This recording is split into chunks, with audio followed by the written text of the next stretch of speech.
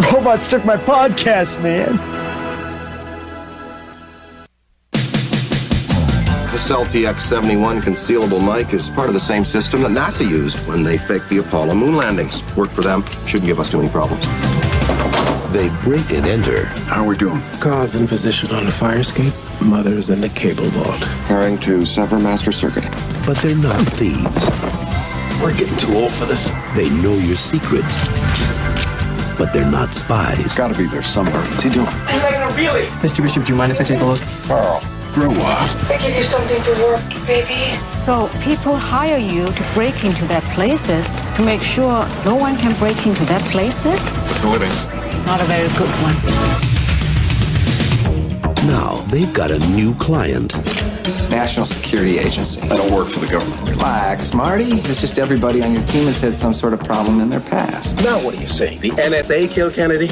No, they shot him, but they didn't kill him. He's still alive. They may not want the job, Liz, I need your help. I will not be dragged back into your world. but they don't have a choice. We don't want to bust you. We want to hire you. We're the good guys, Marty. Can't tell you what a relief that is, Dick. And your job is to find that little black box. We got it. Holy cow. What the hell is this? There's a war out there, old friend. A world war. Oh my God. How is this possible? It's not about who's got the most bullets. It's about who controls the information. Anybody want to shut down the Federal Reserve? Hey, don't screw around with that thing. It's all about the information. So it's a code breaker. No, it's the code breaker. Battle stations. Do you have the item? Can you guarantee my safety? Where is the item? Can you guarantee my safety? Martin, you've got trouble. Here, maybe this might help. An old buddy of mine who was in Desert Storm sent it to me. Of course, he was on the other side. Now give me the bomb, Marty! 5 seconds. Hang up, fish. Hang up. They've almost got us.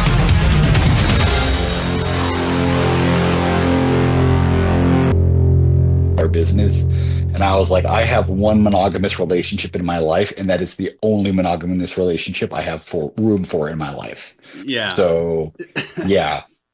So are you seeing other podcasts? Is that what you're telling us? I would, but much like my marriage, I'm far too lazy to go looking for it. Yeah.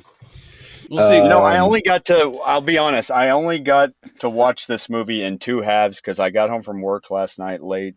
I watched part of it and then watched the rest of it today. Don't get me wrong, but yeah, just so if I sound like I stagger through parts of this movie. Oh, you're good. When we talk about it. Don't worry. I watched the whole thing, and I did watch the whole thing, Anthony. You're turning in your homework late. It's all right. Okay. At least you're turning it in. A dog ate my homework, okay? But a dog with a pentagram from a Motley Crue video ate my homework, okay? Hey, don't go away mad. Just go away. Well, Joe could probably keep us honest. I assume he's seen this a few times, having chosen. We watched it again last week. That was the other thing. It was my first time actually seeing this movie ever, honestly. My dad raved about this movie to me. He was a big fan of this movie back when it came out. And yeah, I heard about it. This is my first time too. Don't get me wrong. I kind of feel bad that I missed out a little. Actually, anyway, I'll talk about that part. But I mean, we can. Yeah, we'll save it because I will tell you, this movie was my go-to for like 2 years. Oh, interesting. I can see why. Yeah. I still have notes, nevertheless. That 2 years you were applying to the NSA and didn't get in, sadly. When I was 13, yeah. It's like, this application's in crayon. Wait a minute. Well, I didn't write in crayon. I was 13. I don't know. I don't know what 13-year-olds write with. Marker. Hey, I had an FCC license when I was 14. Oh, really? Texas. No joke. And yeah, you were too cool for this movie. Yeah. You were like too young and too cool. Yeah. All right. Jordan, do you want to 3, 2, 1 us? Sure. 3, 2, 1. Welcome to our podcast. The robots took my podcast. I am Jordan. And I'm Anthony. Or am I? And we have a guest, Anthony, one of your old friends, one of our old friends of the podcast as well. Yeah. Yeah, we do. Cue the Rocky music. A triumphant return of a champion. Joe comes back to the podcast. Once again, round of applause for Joe. Hey, yo, Joe, right on back to the podcast. Hi, my name is Joe. My voice is my passport. And that will come into play later. So, Joe, welcome back to the podcast. Yeah, Welcome back, Joe. Thank you. What was the last episode we did with you? I think it was initially we did Scrooge the first time. Yeah, and then we did last year was To Live and Die in LA. Yeah. Which I loved how you described it as a non-denominational Christmas movie. Yeah. Like at least for one aspect of it, at least. Yeah. It was a rollicking comedy, as I recall. A knee slapper. Fun for the whole family. But he did say that. That was another clever Joe pun, I have to say. But well, let's see what kind of puns he brings to this film. Joe, what movie are we talking about today?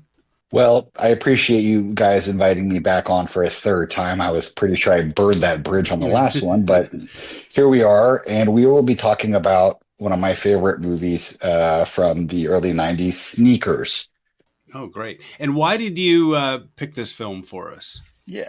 Well, James Earl Jones has just passed away, and I know it's the holidays, and we could have done another Christmas-themed movie, but I'd already done two of those.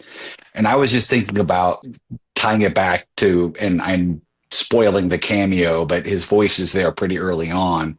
You know, what would be a fun movie to talk about with James Earl Jones? And he's very loosely tied in, but he's a critical point of this movie.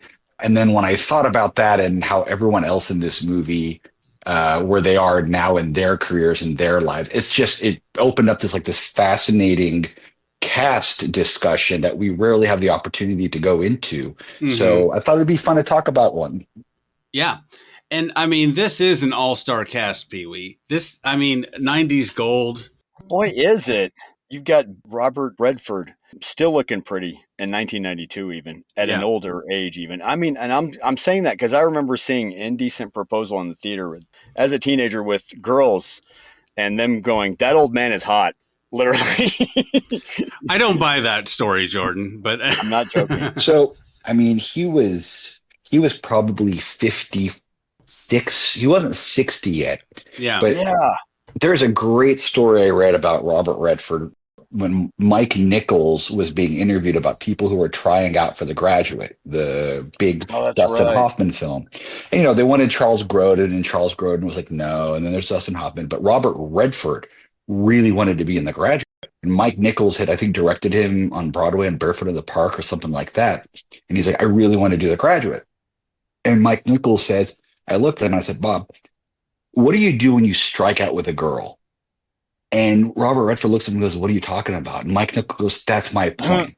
I asked, what do you do when a girl shoots you down? And this guy had never been shot down by a girl in his life because he was that good looking. It's ridiculous how good looking Robert Redford is. And pushing 60, he's still pretty, swarthy.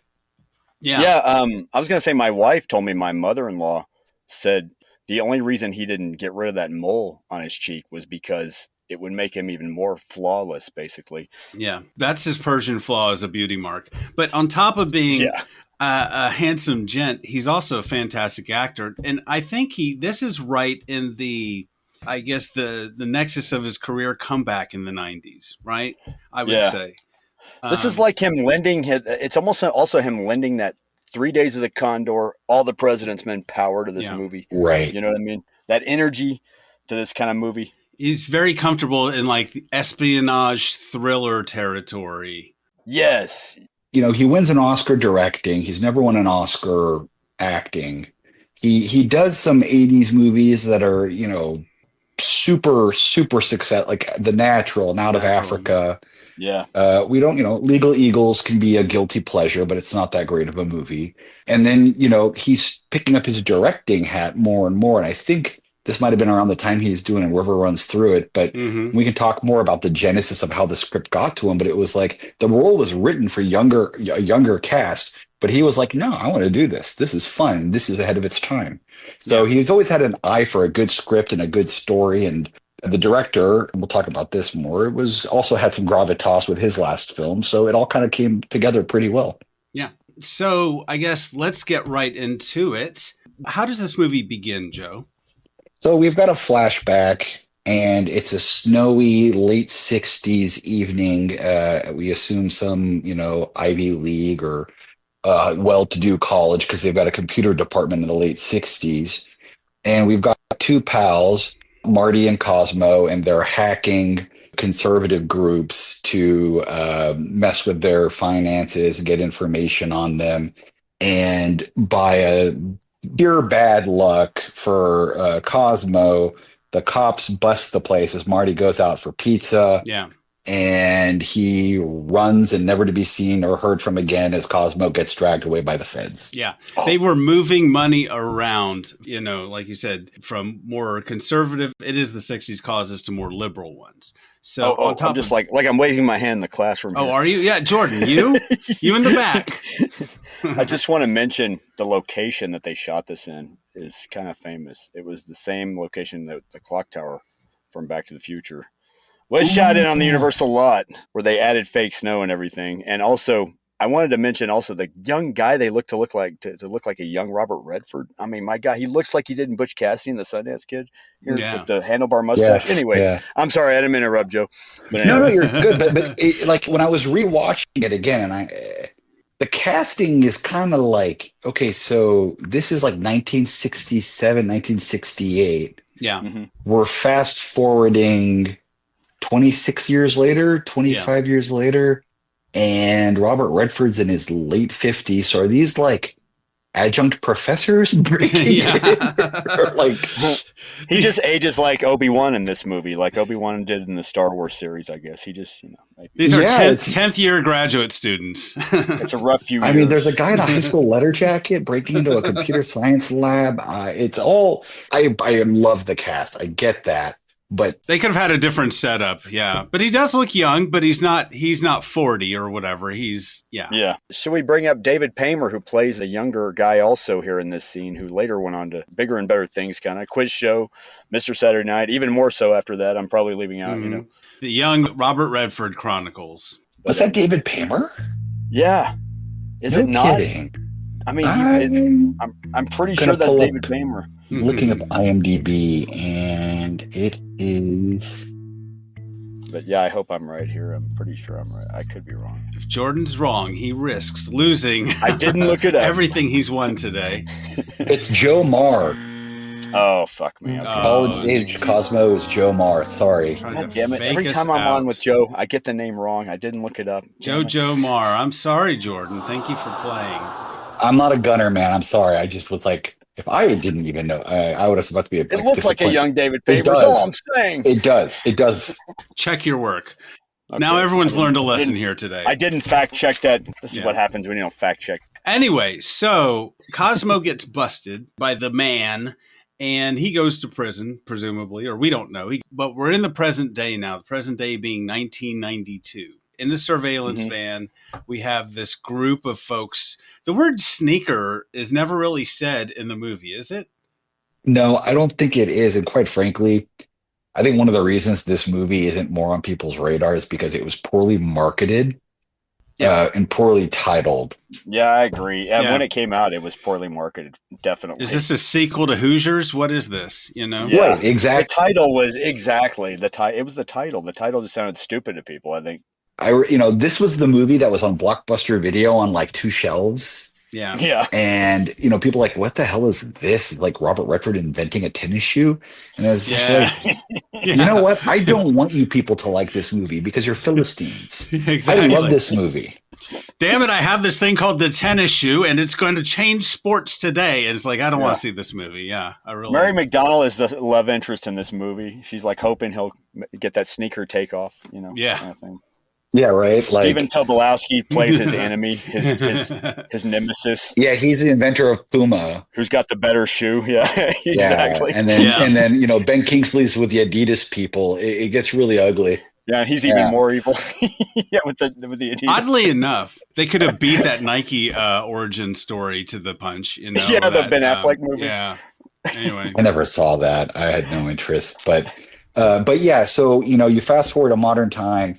And you get into this van with Dan Aykroyd, who's basically playing himself. Yes, pre-vodka Dan Aykroyd. Man, is he great in this movie? Yeah, right. He's a conspiracy buff. Yeah, right. He's the aliens are, and the whole thing is he believes this stuff, but he also does it to screw with Sidney Poitier.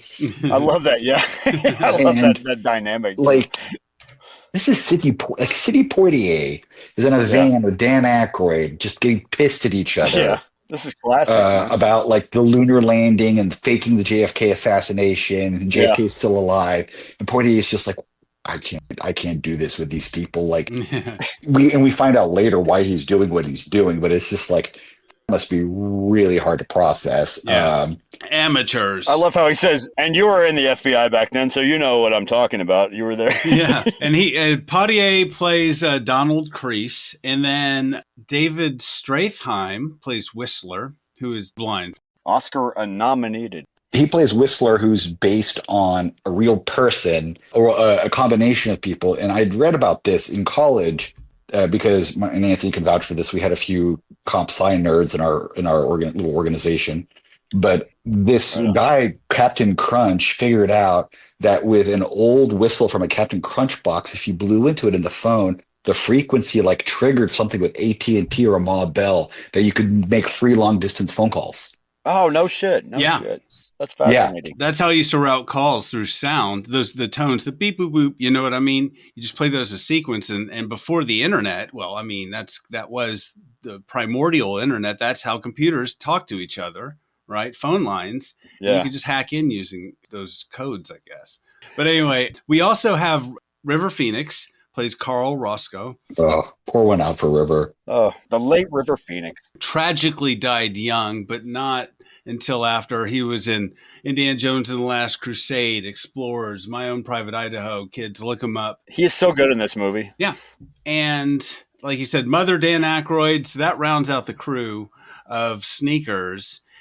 So Mother is down in the sewer tapping into phone lines so they can cut an alarm circuit to break into a bank.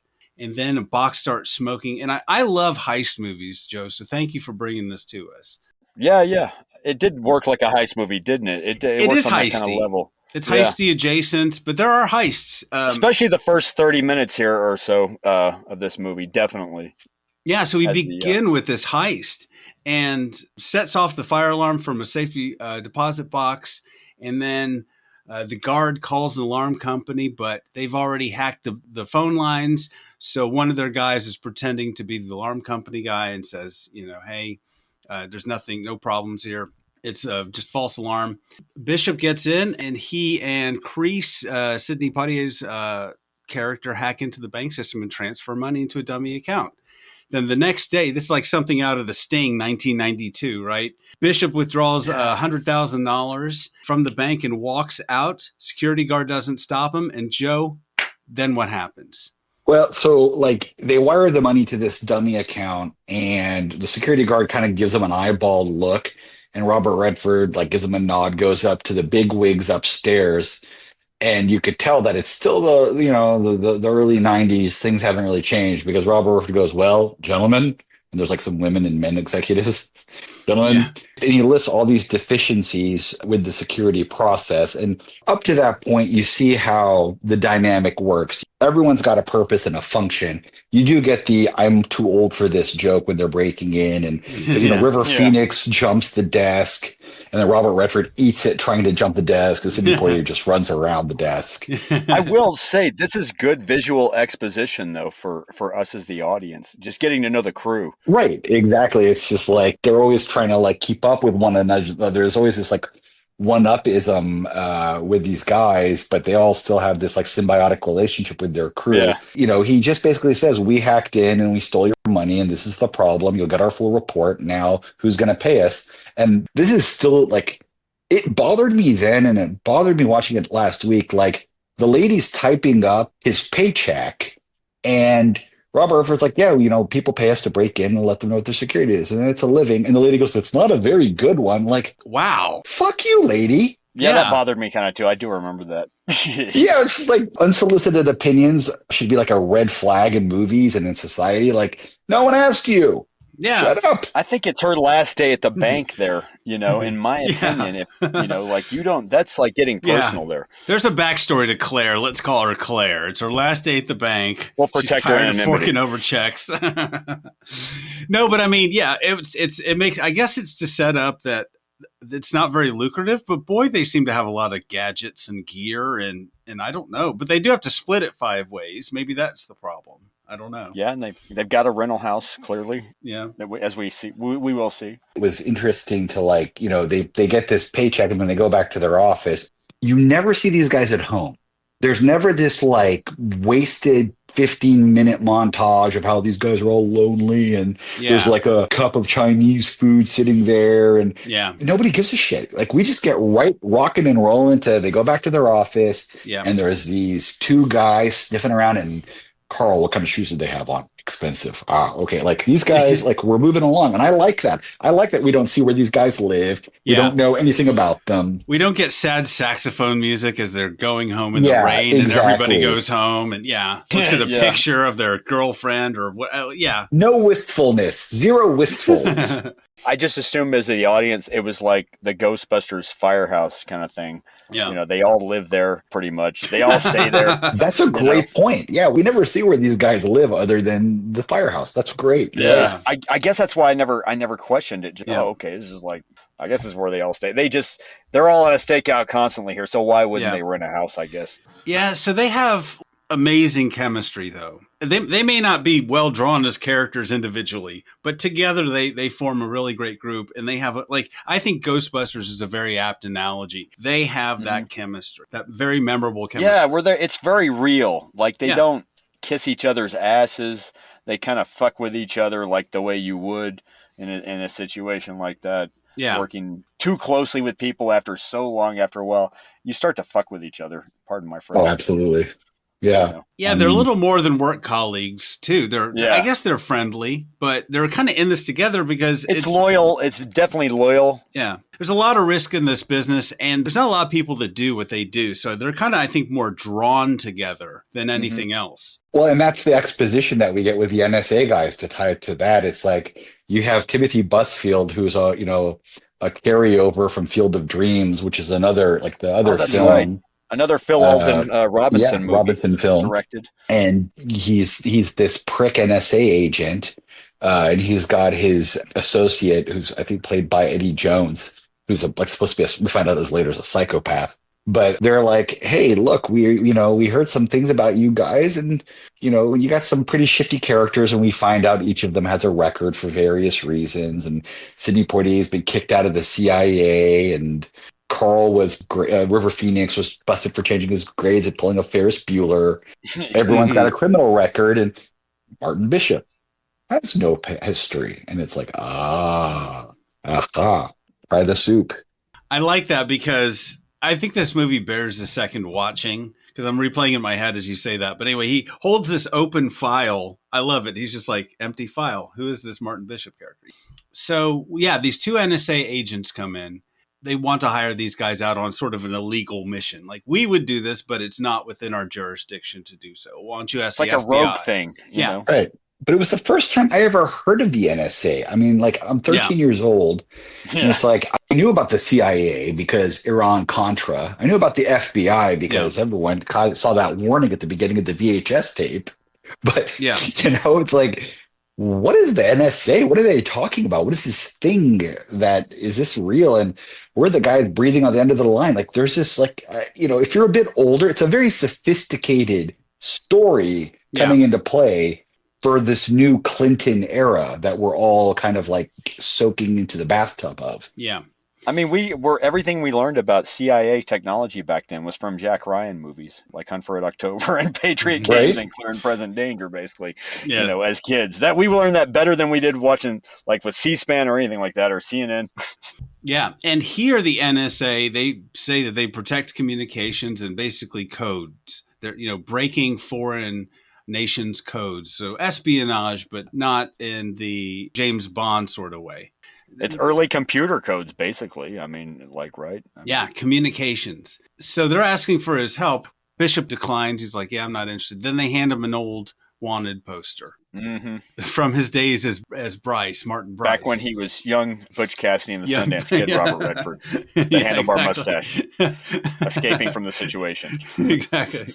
And so basically they want his help, and I guess they say that, hey, we can expunge your record and what have you, right?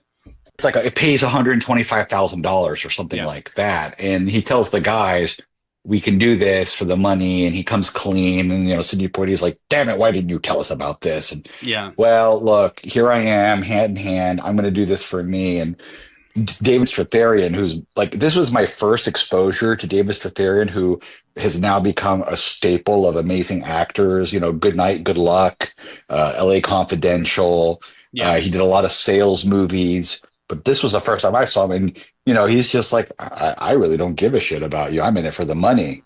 Yeah, they're all about it, and they don't care if he gets his record expunged or not. But they're like, we want the money. Presumably, they need the money. But it sounds like $175,000 sounds like a good chunk of change, and that would be $393,000 and some change today. So that's $78,000 a piece in today's money. So that's a pretty good gig, I'd say. Yeah. But then he needs help, because what they're doing is they're stealing a device from this scientist played by a very young, very thin Donald Loge. And the guy put on I think 100 pounds for the Tao of Steve. Tao of Steve, yeah. Which was a great little movie. And then he did some sitcoms and he did a few other movies. But holy crap, Donald Loge was really skinny and young in that. And so they're like, you got to go to this speech, because it involves cryptography, code breaking. And so he goes to Mary McDonnell, his former flame, who actually knows his identity. Mm-hmm. But there's this ongoing joke of, we're never getting back together, the whole movie. Yeah. Which Taylor Swift clearly stole from. Yeah, exactly. She's a huge sneakers fan, huge. But yeah, it's interesting because part of this is the politics of the era have changed, right? So the Cold War espionage has sort of thrown a wrench into their, I wouldn't say necessarily a sneakers game, but the NSA, everybody's in flux because Russia is now our buddy. Mm-hmm. Cold War's over. The good old days, if you ask me, right? Yeah. And the NSA agents are like, we intercepted a fax to get this information about the black box. So is the Cold War sort of reheating up here? I don't know.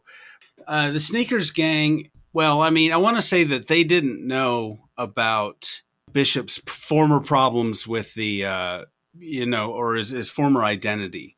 They didn't know anything about that. So that was a secret that was kept from them entirely. They didn't know anything. He says, you don't exactly talk about that when you're wanted by the CIA or FBI or whatever. Yeah. And so now that they know about this black box and these foreign agents and what have you, like Sidney Poitier is very upset about this. He's like, if we're going after this black box, this brings a lot of heat on us, right? This is not just a simple little, penetration test, a security test. We're in the big leagues here. And this starts to begin this feeling of paranoia that sort of takes over the film. And then we meet a Russian agent, supposedly. Cultural attaché. Yeah, a cultural attaché. Now things are changing, which they're friends with to begin with. At the talk, it's a party kind of the math thing, talk. Yeah, there's a cocktail reception, and he's there, and they're like, "Oh yeah, we're all friends. I'm going to invite you to the."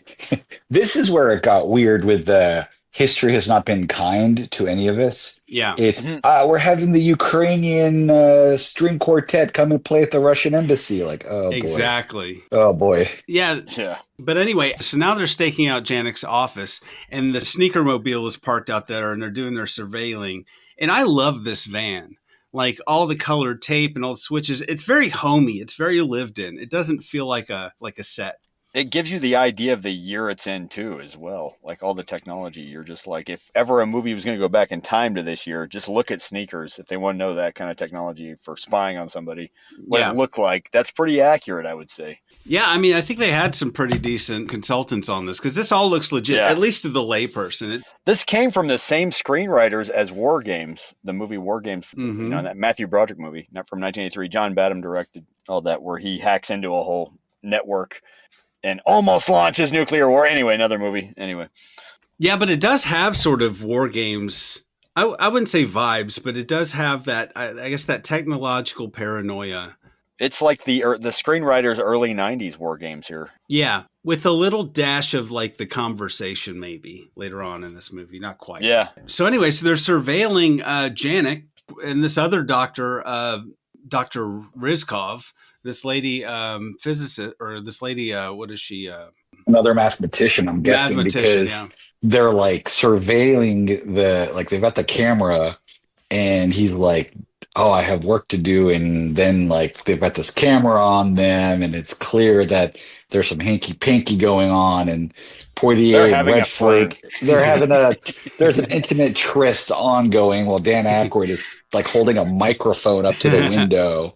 And it's a hot fling, I must admit. They're just like fighting over who gets to watch, which again, it's just like, it's the early 90s. We were all a little fast and loose with our boundaries at times. But these guys are all Whistler's reading Playboy in Braille at the beginning of the movie. These are dudes. These are dudes. And so she says, I call your service, but you do not answer, or you do not call me back. And then they go back and they're playing it over and over and over. This is just, I love this. This is just the power of like observation, like over and over. Mm-hmm. There's no box. There's no box. Yeah. And David Strathairn and the blind guy, Whistler, is just like, play it again. I call your service. You do not return my call. And again, play it again. And they're like, he's like, the box is on the desk. And they're like, Dan Aykroyd's like, I'm sorry to tell you, but you're blind. Like, nope, it's right there. And they're like, why do you need an answer? Yeah, exactly. He very powerfully here, because then that is accurate. I mean, they play a little fast and loose, but that's very accurate with blind people. They can hear really well. And he's observing really well. Yeah, the rest of them are all, I don't know, trying to fight each other for the peeps through the binoculars. And yet the others are blind in the land of the blind. And Whistler's actually focused on the clues. What's going on here? Yeah, hearing the details. That's right. Yeah, he gets it. And he tells them that's the box. There it is. It's right there. Hiding in plain sight, as we like to say. And they decide who's going to go in there and get the box. And they all look at Robert Redford.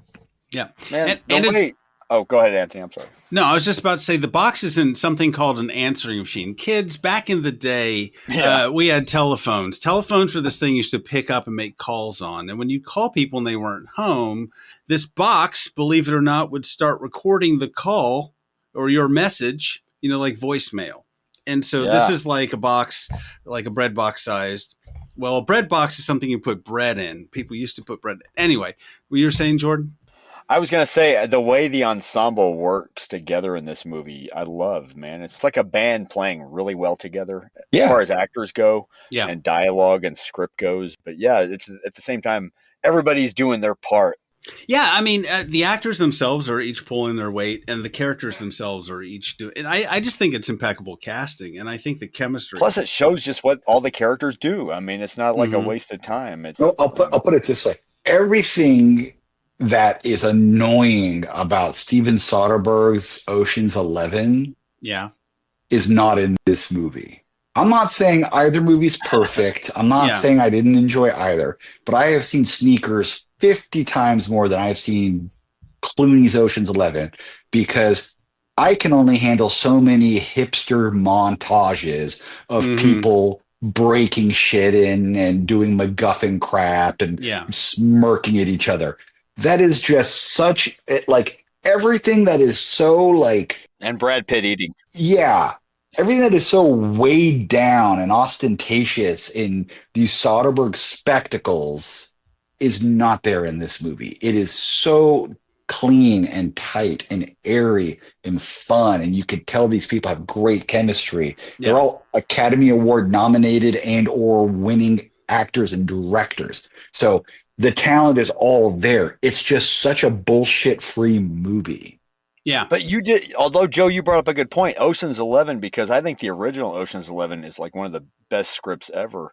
And it's George Clayton Johnson talking about Frank Sinatra, Ocean's 11. Man, that's another connection to this movie here as Heist movie. Anthony was saying Heist movie earlier. Yeah. Not connected to the Soderbergh, but the original Ocean's 11, which I think is great. But that's right, because you've got like Dean Martin like winking at the camera. Like all those guys were just having a good time. Everybody knows their part though. Or like The Sting, the only movie Robert Redford ever got an Oscar nomination for. Yeah. Like it's a heist movie. And it wins Best Picture. It is a fantastic heist movie. Great twist at the end. No bullshit. This movie is just, there's some little, again, the montages and the ragtime slows the movie down a little bit. But it is you're right, though. At the end of the day, this thing is a heist movie. Yeah. Yeah. But this movie, there aren't really prima donnas, per se. Like in Ocean's 11, where everyone's mugging for the camera. Everyone's got their scene. Everybody. Ocean's 11, like Joe's talking about, has that's a multi-million-dollar deal there with the actors already in place. So it's it's exactly right. It's all these big egos. This is not a big ego thing looking like. It doesn't look like there's big egos in this movie. Everybody's just trying to do their part. Like Ocean's 12, Julia Roberts pretending to be Julia Roberts is such a fucking obnoxious. Yeah. Like, can you guys just stop blowing each other for 5 seconds and focus on entertaining me? Because my God, I get it. You're pretty. Yeah. Just move the. That was the one critics were saying, like, oh, they all look like they had a good time making this movie, but we as the audience didn't have as good a time watching it. Yeah. Agreed. Also, we have Mary McDonnell, who's just a fantastic actress, but she is not trying to dominate or be like the hot chick here. No, you know what I mean? Not at all. She's not like, I'm the damsel love interest here. Yeah. But let's not. Again, this is a lady who is a phenomenal actress, dances with wolves. She proved it in that movie. Yeah. Yeah. And she's the first lady in Independence Day. She's got all these great roles where she just consistently delivers a great performance. The mother in Donnie Darko, Battlestar Galactica. Yeah. She played the president. She gives power to everything she does. Yeah, that's right. And I think that's the thing is everyone is there to have a good time and make a good product and not throw things off balance. But again, this is the role for. We'll speed ahead when they're trying to pair Werner Brandis with a date. But she's like, that role is meant for somebody who is both airy and delightful and pretty and intelligent. And she's got all of that in a perfect package. Yeah. The movie feels like it's written for a more mature audience. It's a mature story, unlike an Ocean's 11, which is really shooting for broad audience appeal, i.e. teenagers. And this movie is not a kid's movie. And once again, they didn't know how to sell this in 1992 to the public. They were just like, what? We'll call it Sneakers. We'll get that. The movie's just way too smart for like most audiences. Yeah. You got a great cast, you got a great script, you got a great director. And it's like, okay, now what's the draw here? Well, it's a heist movie. Make it a heist movie. Oh, okay, great. Yeah. But they didn't do that. Yeah, it's not a strict heist movie at all. It's many things. Well, let's get on with the story. Maybe we'll talk a little bit more toward the end about it. But so they're trying to sneak into Janek's office to get the answering machine, the black box with the code cipher. They're and I love this scene. You get some heisty sort of stuff. You get some cute scenes, like at the office building reception. Carl creates a sort of a distraction, and Bishop sneaks in with balloons and a cake. Right. The balloons are big, man. The balloons are big in this movie. Yeah. And they're big in Ocean's 11. Just saying, if we're talking about thieving, we'll talk about that in a second. Keep going. Soderbergh, shots fired. Oh, he stole already? from this movie. Shots fired and Soderbergh, thieving accusations. Stole from this movie. So anyway, he's stopped by a keypad. And I love this scene because it's like, hey, you think there's going to be some elaborate hack. Oh, yeah, I just pressed a button already. Will you buzz me in already? Is that like, and then River Phoenix distracting him? Yeah. Yeah, but he gets to it like a keypad, so he's got to punch in this code. And Sidney Poitier is like, you get, and Aykroyd like hands him this book. He's like, okay, my Desert Storm buddy gave me this. Okay, how do you do this? Yeah. And you're set up for this perfect, like, some sort of elaborate hack. And then, Joe, what does he do? He kicks the door down. He just kicks the door down. Old-fashioned, like a 70s cop movie or 70s cop show.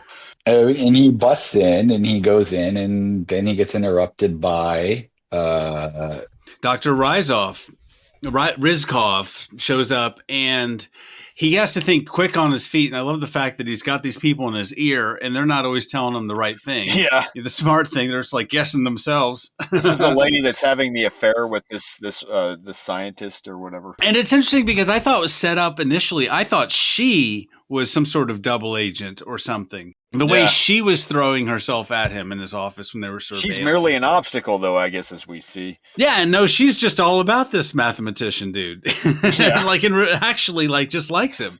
Well, and I mean, my God, you run an office where Robert Redford, this guy that looks like Robert Redford, breaks in. I mean, come on. I mean, yeah. Well, they screw the pooch up pretty hard with, I'm a private investigator paid by, Mrs. Janik. There's no Mrs. Janik. Yeah. Well, who do you think paid for your little love splaying?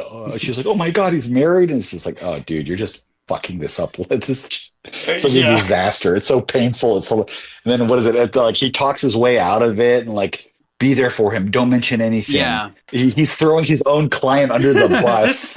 We're just pawns in her game. Don't do it. Support and then him. Whistler says that great thing and give her head too. He whistles in his ear. And he goes, and actually Redford repeats it right there. Like, give him head too. Oh, that came out wrong. Like, you give that look like that came out wrong. It was the 90s. Yes. Fast and loose 90s. Once again. The naughty 90s. And Bill Clinton had just gotten elected. It was a whole thing. But I love this movie, Snakers. So it's the end of the first act, and they're having a party to celebrate. Well, no, they're celebrating because... God, it looks like Thanksgiving, honestly. I know, yeah. And so they got the box, and they're going to deliver it, and everything's great. And then so end the of movie, right? End of movie. We've done this. Well, we have not, but we have not. When the NSA guys come, they ask them to look into C-Tech astronomies. Yeah. Oh, yes, that's a pivotal thing. And C-Tech astronomies is not in any way associated anywhere with Janik so far. And so now they're trying to before they turn this box over, they're like, what the hell is this C-Tech astronomies thing? Yeah. Meanwhile, they're playing Scrabble. And meanwhile, Whistler decides to tinker around with the box. Yeah. That was pretty trippy where they mess with the Scrabble, right? I mean, yeah. That's a great scene. So they're playing Scrabble, and then Bishop gets an idea, and you have a great shot on a glass table, an up shot of the words or the backs of the letters, a down shot. I just think it's just a well put together scene. Yeah, it's pretty cool. I loved it. Yeah, I love the whole juxtaposition. The tension of it. Yeah. Whistler looking for, touching different parts of the device and then seeing what comes up. And I love how Whistler just uses his ears to and this really amazing Braille keypad. Isn't that awesome? There's this mystery to him and how he thinks. He's a fascinating character. I don't know whether that's real or not. I didn't look it up, but I'm like, I accept it just as the audience even still. I'm just like, I don't want to look it up because I accept it.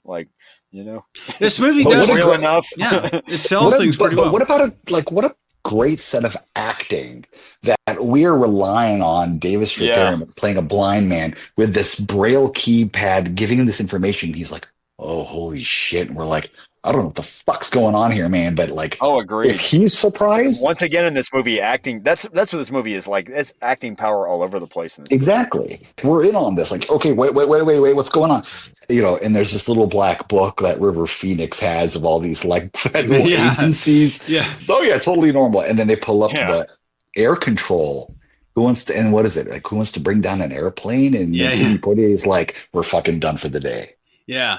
And the power grid and all this. And it's like, oh, this little black box can break into systems that are just the most encrypted systems and protected systems in the world. The U.S. infrastructure at the time.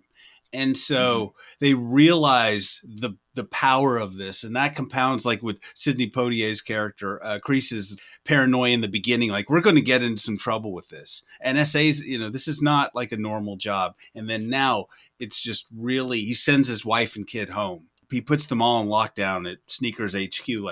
Nobody Even leaves. Mary McDonald. Yeah. Everyone is like, I will rest easy when that box is out of my life. And I don't know, if Gregor has said, the Russian consulate has said, I think he says it at the reception, these codes don't apply to us. We would have no use for this stuff.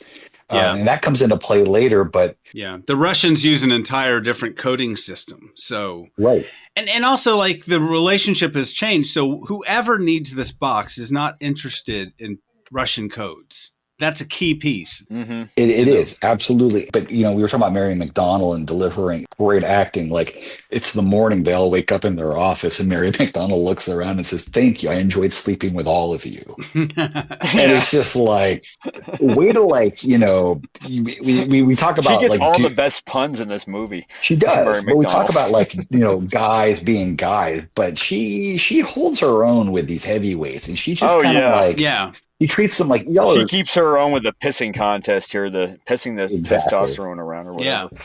And then so they go the next day to take the box to the NSA guys. It's Bishop and Kreese. And Misty, our friend who loves vehicles, that's a 1967 Volkswagen Karmann Ghia convertible. So clearly Bishop is a VW man because he had the microbus earlier. Yeah. And I guess a nod back to the 60s, And it's the same one from So I Married an Axe Murderer. Oh, was it? Oh, interesting. San Francisco, VW, yeah. And yeah, most of this movie was shot around the San Francisco area, apparently. Yeah. Except for that universal backlight scene in the beginning. Yeah. Sorry. And so Kreese is with him, and he looks down at the paper and notices an article. And Joe, what does the article say? Dr. Janik is dead.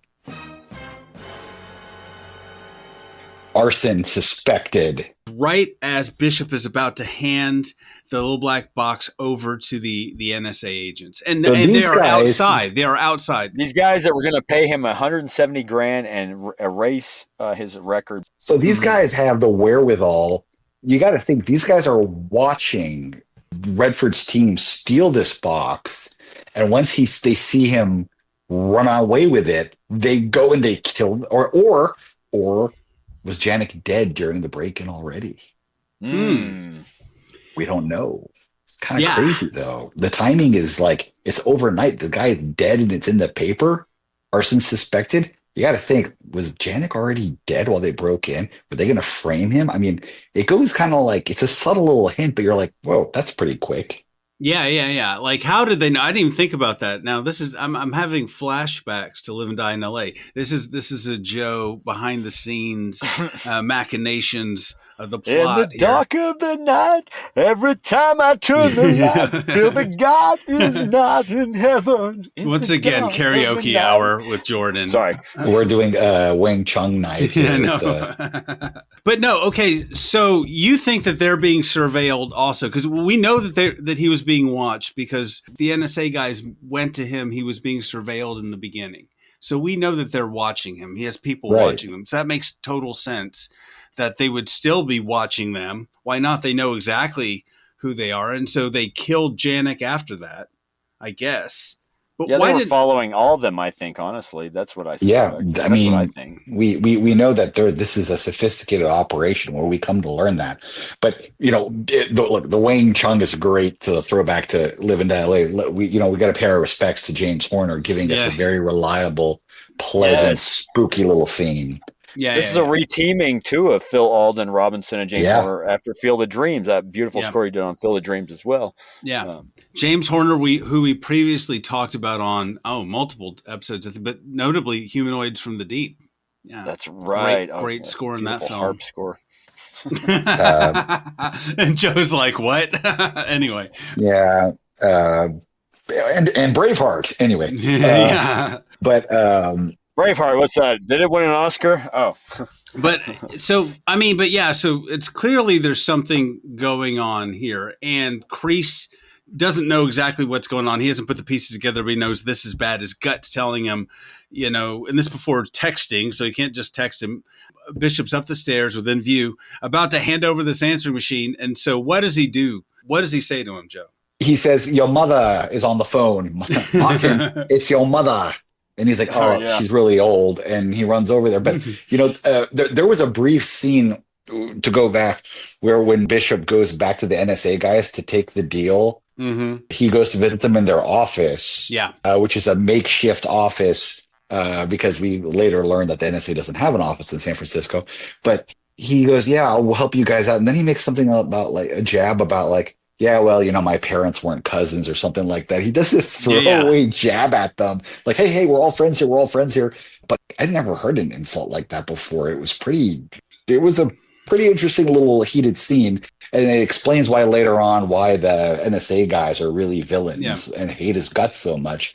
But and Buddy lunged at him in that scene, like lunged at him like he's going to kick his ass. Like, right, exactly. But you see Buddy reach for something in the briefcase, giving him a glare, and we don't know what's in that briefcase. Is it a check? We never see what he's reaching for. We just see Marty walk in, jump in the car, and take off. But he left the box behind. He left the box. Yeah. And so they're trying to figure out, well, what the hell? Who did we just give? And then they figure out the NSA doesn't have an office there. Yeah. That office got torn down. They don't know what the hell. They drove by the building and it's demolished. Yeah. Sorry, go on. Was there money in that briefcase, though? No, probably not, right? I don't think so. Probably not. I don't think they were going to kill them, right there on the spot. I guess. No, I don't. In that public place. I don't know. I don't know because I think, again, that Cosmo wanted to get Marty in jail.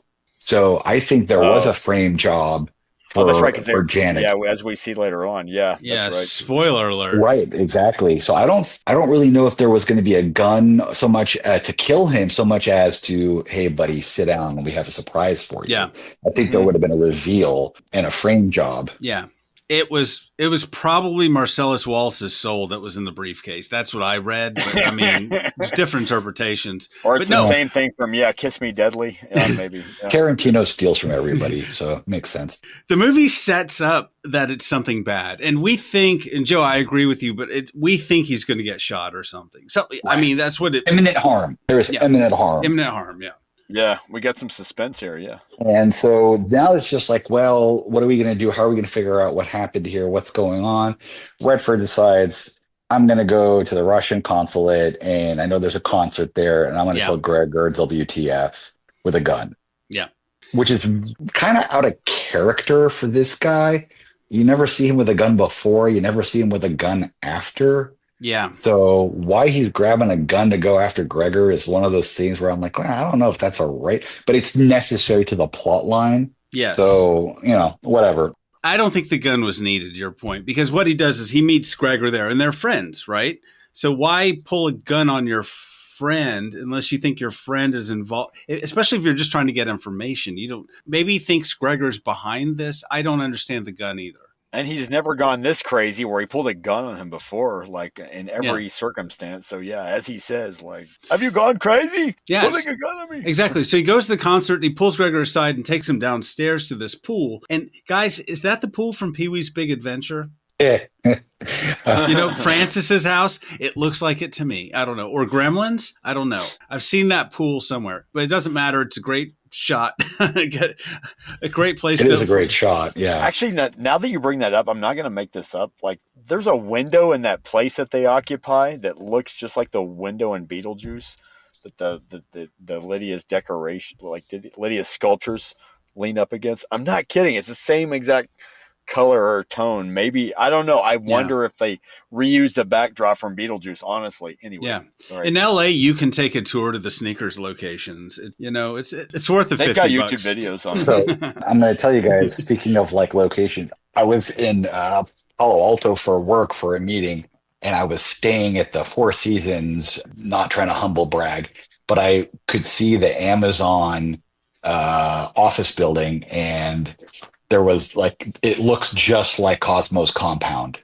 Oh, wow. And then I realized that Bezos looks like Cosmo.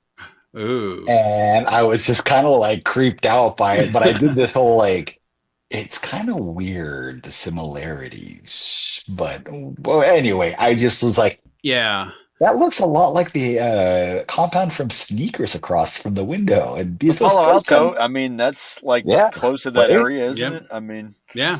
I wonder if Jeff Bezos, when he's like lifting weights, shooting up HGH, rolling around in money, figuring out how to downgrade spouses, does he watch Sneakers and think, yeah, I could get my hands on a device like that?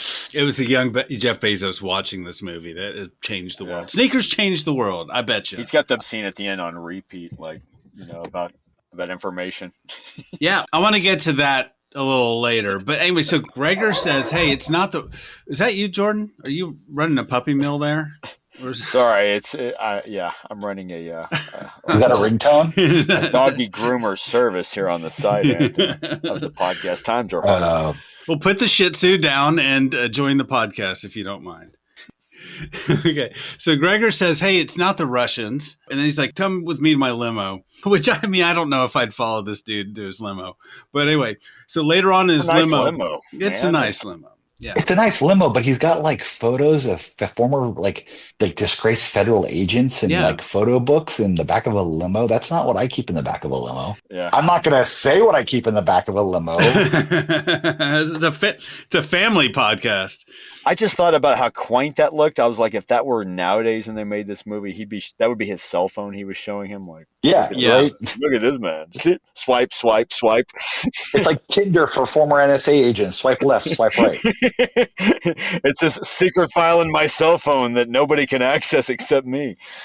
It's just like, here's the scrapbook of all his like intelligence operative crushes. Like, oh, here's scrap. It's a fucking scrapbook. Like, what is exactly this? Who does this? Even in the 90s, I don't know. But anyway, there's a vision board in there too. I know. I mean, it looked like my old makeup effects scrapbook that I created for makeup effects photos of Freddie and Jason and all. Anyway, but yeah, it's weird, and I don't know. It's just a funny thing. So then they land on Buddy DeVries, right? Who is the buddy from earlier.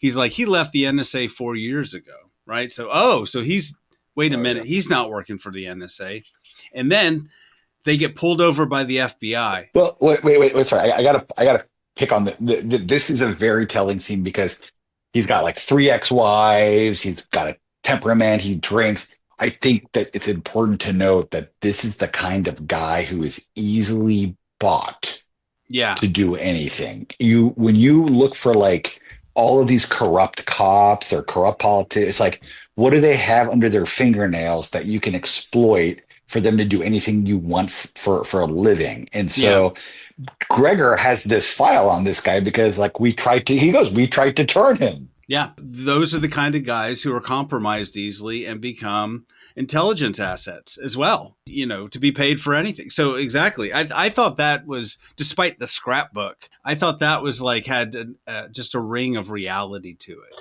Yeah. It's like, this scumbag, this is one of your, and this is, I mean, that's kind of spycraft is stuff we still see. Like if you watch Slow Horses or if you watch Homeland or anyone from the CIA to the Mossad to KGB will tell you, like, they look for a government employee who is in debt and cannot get their shit together, and they know what to do with it. But somebody has gotten their hands on this guy. We just don't know who.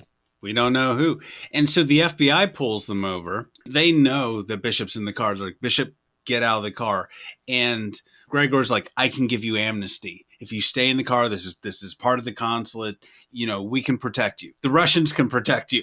Okay, which I love. Yeah, I was like wondering about that too. That like kind of I was like, what does he mean by that? Can he really protect him? Shit, that's a twist. Well, they get pulled over by what they think is the cops. Yeah, it's like there's sirens, and it's like this isn't like just anybody. You're like, oh, okay, but why would he go? Like you have to like Martin's judgment at the time is like, all right, the jig is up. The cops have me. Do I go with this? But then it's like a bust, like where they have guns aimed on the car. Like you better get out of the car now. Right. And Gregor says, trust no one. And in this choose your own adventure book at this moment, like truly I did not know what was going to happen here. I was like does he stay in the car or does he? And so Joe, what happens? The guy takes Martin's gun and shoots Gregor and his driver. Yeah. One of the things, and one of the reasons I really love doing this podcast with you guys is I get to watch these old movies I love with my wife for the first time. She'd never seen this movie before, just like the other ones. And she's like, holy shit, they shot him. Her reactions were probably like mine, honestly. Right. She's just like, she loved this movie. She was just like, I'd never even heard of it. And they don't make movies. And we had the whole, they don't make good movies for adults anymore to watch that isn't like for like super art. They don't make light, fun adult movies anymore. Yeah. It's all like super serious or super stupid. Yeah. And she's like, I can't believe they just killed him. And I'm like, yeah, right? Yeah. And they framed Marty. I was shocked at that too, actually. That was like a jolt as the audience. It was a slap in the face because, I mean, you don't know where this movie's going. You don't see. Yeah, like you say, choose your own adventure kind of quality, which is what I love to. Well, I don't get my final verdict yet, but yeah, which is what I was loving so far about this movie. Everything. But I like the subversion in this script. This scene, the Russian guy who you're told sort of by the script not to trust, who becomes the person you should have listened to. And then earlier, like I said, with what's her name, Dr. What is it, Rizkov? Like you think she's an agent, but then she's not. So there's so many different sleight of hands and fake outs in this script that I just love it. It keeps the story fresh and interesting, at least at this point. Yeah. Well, you're wondering, those aren't cops. What the hell's going on here? You're still in the dark because you know the NSA isn't helping. Now these guys that are cops may not be cops. Yeah. And like Gregor said, don't trust anybody. And we saw from the Scrabble and C-Tech Astronomies, too many secrets in this box. What the hell is going on? And they've done a really good job with, you know, there's that magic trick at the beginning of the movie that Cosmo does. And he gets banged on the head. He's in the back of the trunk. Buddy knocks him out again. Yeah. You hear him in the trunk with the thump, thump, thump, which comes into play later. Yeah. Then, you know, he's taken away. Can I pause here that an alternate title could have been Too Many Secrets? That would have been a much. You know what I mean? I like it. Yeah, that would have like made more, you know. Or something. Give it some noir kind of title, Too Many Dark Secrets or something. Yeah. Well, maybe it was like, maybe somebody threw that around like you know, it's 1992, so they've stopped doing cocaine and pounding coffee. Only half of now it. They're all doing like decaf latte enemas, and they're just getting cocaine from different people, from different dealers. Exactly. What's the scene in The Player that came around the same time? Like Peter Gallagher's like, I'm off to AA. Oh yeah. I didn't know you had a drinking problem. No, that's where all the best deals are being done. Exactly. Yeah. But I mean, there was still some 90s excess with cocaine because we just did Alien 3 not too long ago. And that is all about cocaine in 1990 and 1991. Like the studio is giving you plates of cocaine. You know, here you go, guys. Like the slimy record producer. Or David Fincher. Well, not him, but yeah, it was anyway. No, I mean, just like, we digress, but Alien 3 was such a fuck job for him. Oh, yeah, he got screwed. We talked about that, too. But anyways, back to this movie, where there's little to no cocaine. Are you sure? I mean, there is River Phoenix, so let's not... There's River Phoenix. Can you verify that? I wasn't going to say it. Redford might have been still doing nips. You never know. He's like, you know, taking just his pinky going just before the scene. Dan Aykroyd. River Phoenix. Yeah, poor River. So do we talk about the Dan Aykroyd curse now, or do we wait? Let's talk about it now. You brought it up. Is that a thing? Yeah, there's this whole thing about like Aykroyd's like Belushi ODs, Phoenix ODs, Chris Farley ODs. There's this whole theory of like, I think there's another one or two. And Aykroyd has an Oscar nomination at this point, by the way. So he's part of the I've got an Oscar nomination cast for driving Miss Daisy. Right? Supporting actor. Well, why didn't Chevy Chase OD? I mean, there's other people I think that should have OD'd. You know what? When it comes to Chevy Chase, I will bring out my favorite Dark Knight quote. You either die a hero or you live long enough to see yourself become the villain. Right? Yeah. Chevy Chase could have OD'd right after Spies Like Us, and we would not have had a great 4 seasons of Community, but we would have had a fond memory of him not being a racist asshole. Yeah, all that half drinking of vodka a day and the pills and cocaine never killed Chevy Chase. That's the weird thing. I know. And for those of us who grew up thinking he was like a great, fun guy who's saying, "You can call me Al," until that bubble was burst. Yeah, I know. Yeah. You can call me anytime. Yeah, what an asshole. But anyway, there's this whole thing like the Dan Aykroyd curse. Like I forgot the details of it, but a lot of his young co-stars that are up and comers end up ODing. Not sure about all the cocaine, whether or not it's being done, but we know that Robert Redford. So you're saying that Dan Aykroyd is supplying the cocaine and the drugs on which these young actors OD. Got it. I just wanted to get. I'm just saying he's known to be bad luck, and B, after reading as much as I've read about Harold Ramis, Dan Aykroyd isn't quite as fun to be around as I thought he was. Oh, okay. Harold Ramis would have been the fun one to be around. Yeah. Gotcha. Okay. Just wanted to get that on record, that accusations against Dan Aykroyd. Okay. Yeah, I'm not here to get sued. This is all hearsay. I'll sign some paperwork. This podcast going to get sued by Dan Aykroyd. No. I'm not stealing any crystal vodka skull designs. It's going to be like, I heard you guys podcast, and my lawyers are on the way. By the way, everybody on that podcast, okay? Hey. Every single one of you last in the Metroplex area. I don't know who this is. Prank caller. Buy some Crystal Head vodka or whatever it is, and I'm sure. Yes, buy some Crystal Head vodka. I'm sure by Dan the will way, leave us alone. Anyway, I've got the rainbow Crystal Head version still. I refill it with non-Crystal Head vodka.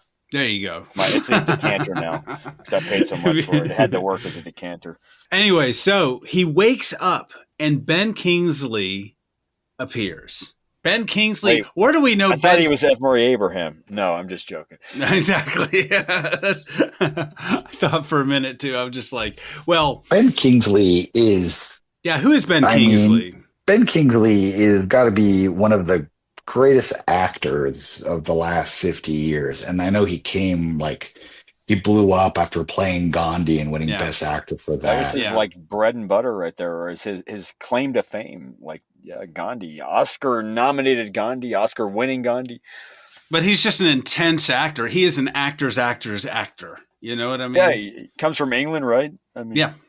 He's half Indian, half English. But have you seen the guy can play? The guy goes from Bugsy playing Meyer Lansky to a movie like Sexy Beast, where he's playing this violent gangster. Yeah. To playing the comedy relief in Iron Man 2. To doing a movie like this where he's the villain, and apparently Dan Aykroyd wanted to play Cosmo and campaigned hardcore for it, and they finally told him look, it's going to Ben. He's like, no one else can play that role but me, or I won't do the movie. And they're like, yeah, it's Ben Kingsley, and he's like, oh yeah, okay, all right. Yeah. Sorry. Call him the wolf. I've got to be the one to play this. That's my Dan Aykroyd impression. But anyway, I mean, he's great in this. He trips over that New York accent a little bit. Like a little gubna slips out every once in a while, or, I just figured he was more educated at this point and even more sophisticated at this point. That was a rationing in my mind, I guess. Yeah. He read some books in prison. Of disbelief. Yeah. But I mean, Ben Kingsley can capture that gravitas as somebody who's been in prison for 20 years. Yeah. It did take me a second to put it together that he was the older version of this guy. Yeah. They have this instant chemistry that locks in. They're such great actors. And it's Marty, he feeds Redford this bullshit story about, oh yeah, I'm just going to get this thing to help the mob out. And he's like, no, try again. He's like, okay, God, you got me. But all of that warmth and all that reuniting charisma is quickly nipped in the bud. You think life's going to be hard? Try prison. Yeah. And he lets the authorities know that the alias for Martin, he can hack in with the device and let everyone know that Martin Bryce and Martin Bishop are the same person. Yeah. Yeah. Here comes the grudge. Yeah. Right. The whole thing wasn't enough to win. He had to fuck him over too. Yeah. Well, Joe, I could have read this wrong, or not wrong, or had a different reading of this. But I thought he tells them hey, goes back to what they were talking about in the 60s, right? The problem with the world is money. He wants to crash the system, erase the entire global financial system and ownership records. No rich people, no poor people, right? But that's when he almost says that as an offer to him, hey, remember what we used to do? Maybe all wrongs will be forgiven if you just sort of join me in this. And that's when Bishop says, you're crazy. And then his face sort of drops. It was a join me speech, and he chose the wrong answer. Did you see that, or did I misread? I did. I know what you're talking. It's you and I can fix all these problems in the world, but I don't think it was for good. I think Marty saw in him you're not the same guy that's going to help people. You're going to do some crazy. You've lost your marbles. Yeah. You're not the same guy anymore. So I think you're right. I think that the speech was help me make the world a better place, but it wasn't the better place. It was your version of the better place that threw off. I don't want to be a part of your vision. Yeah. And so I think you're right. I think there was a pitch. But I also think that pitch was a brief moment of hey, my friend is here. Maybe I missed my friend. And then it's gone very quickly, but with some great acting to sell it. Yeah. And then whenever he's entering in his information and his alias and all that into the government computers, which he can now hack thanks to this device, I love how he's just this device that was hidden in an answering machine. Yeah, we're just supposed to assume it's as easy as this is before USB ports. Yeah. It's just as simple as crocodile clip here, crocodile clip there. Yeah. Codebreaker. Codebreaker, yeah. I'm surprised this movie wasn't called Hackers before the movie. I know it did come out before the movie called Hackers, so it could have been Hackers. Yeah. I would have loved to have seen Redford skateboarding. You know what I mean? Oh, like Fisher Stevens and Hackers. Yeah, Fisher Stevens. Or why isn't Fisher Stevens in this movie? I don't know. Oh, this movie, that movie with the Alaska music playing in the background. Yeah. No, I know it's a cheesy movie. Don't. Anyway, sorry, Joe. Guys, I didn't mean to bring up that movie. Don't watch. God, Hackers. I hate that movie so much. It's not a great movie. I agree. It's like that scene in like I like Swordfish, but that scene where Hugh Jackman is like, quote unquote, hacking to like electric music, pounding Red Bulls. Like, does anyone even know computer science people? Have you met again? Anthony and I, Anthony and I's like. I didn't like Swordfish that much, honestly. I'm more of a critic of that movie than probably you are, honestly. I thought Swordfish was kind of like, in terms of like how we can use information to fight geopolitical terror. I thought that was kind of interesting, like as a concept. Yeah. But making up a story about Thomas Jefferson killing somebody in front of the White House was just fucking weird. I thought it was just a movie built around a Halle Berry boob shot. That's what I thought. But anyway. And you're probably right. Yeah. Anyway, back to this film. already in progress. What movie are we talking about, buddy? Today's episode is brought to you by Adderall. So anyway, yes. Mine's all over the place, buddy. I'm Doug McClure here. Sorry. So basically, he's like, yep, tomorrow they're going to trace your prints to the gun that killed Gregor, and you are going to prison, my friend. Turnaround is fair play. And his goons knock him out again. That's like 3 concussions in an hour for a 55-year-old man. I know. I was wondering that too. Redford is a tough guy. I'm not a doctor, but I play one on TV. And I got to tell you, the NFL would have a lot to say about 3 concussions in an hour in a geriatric. Yeah.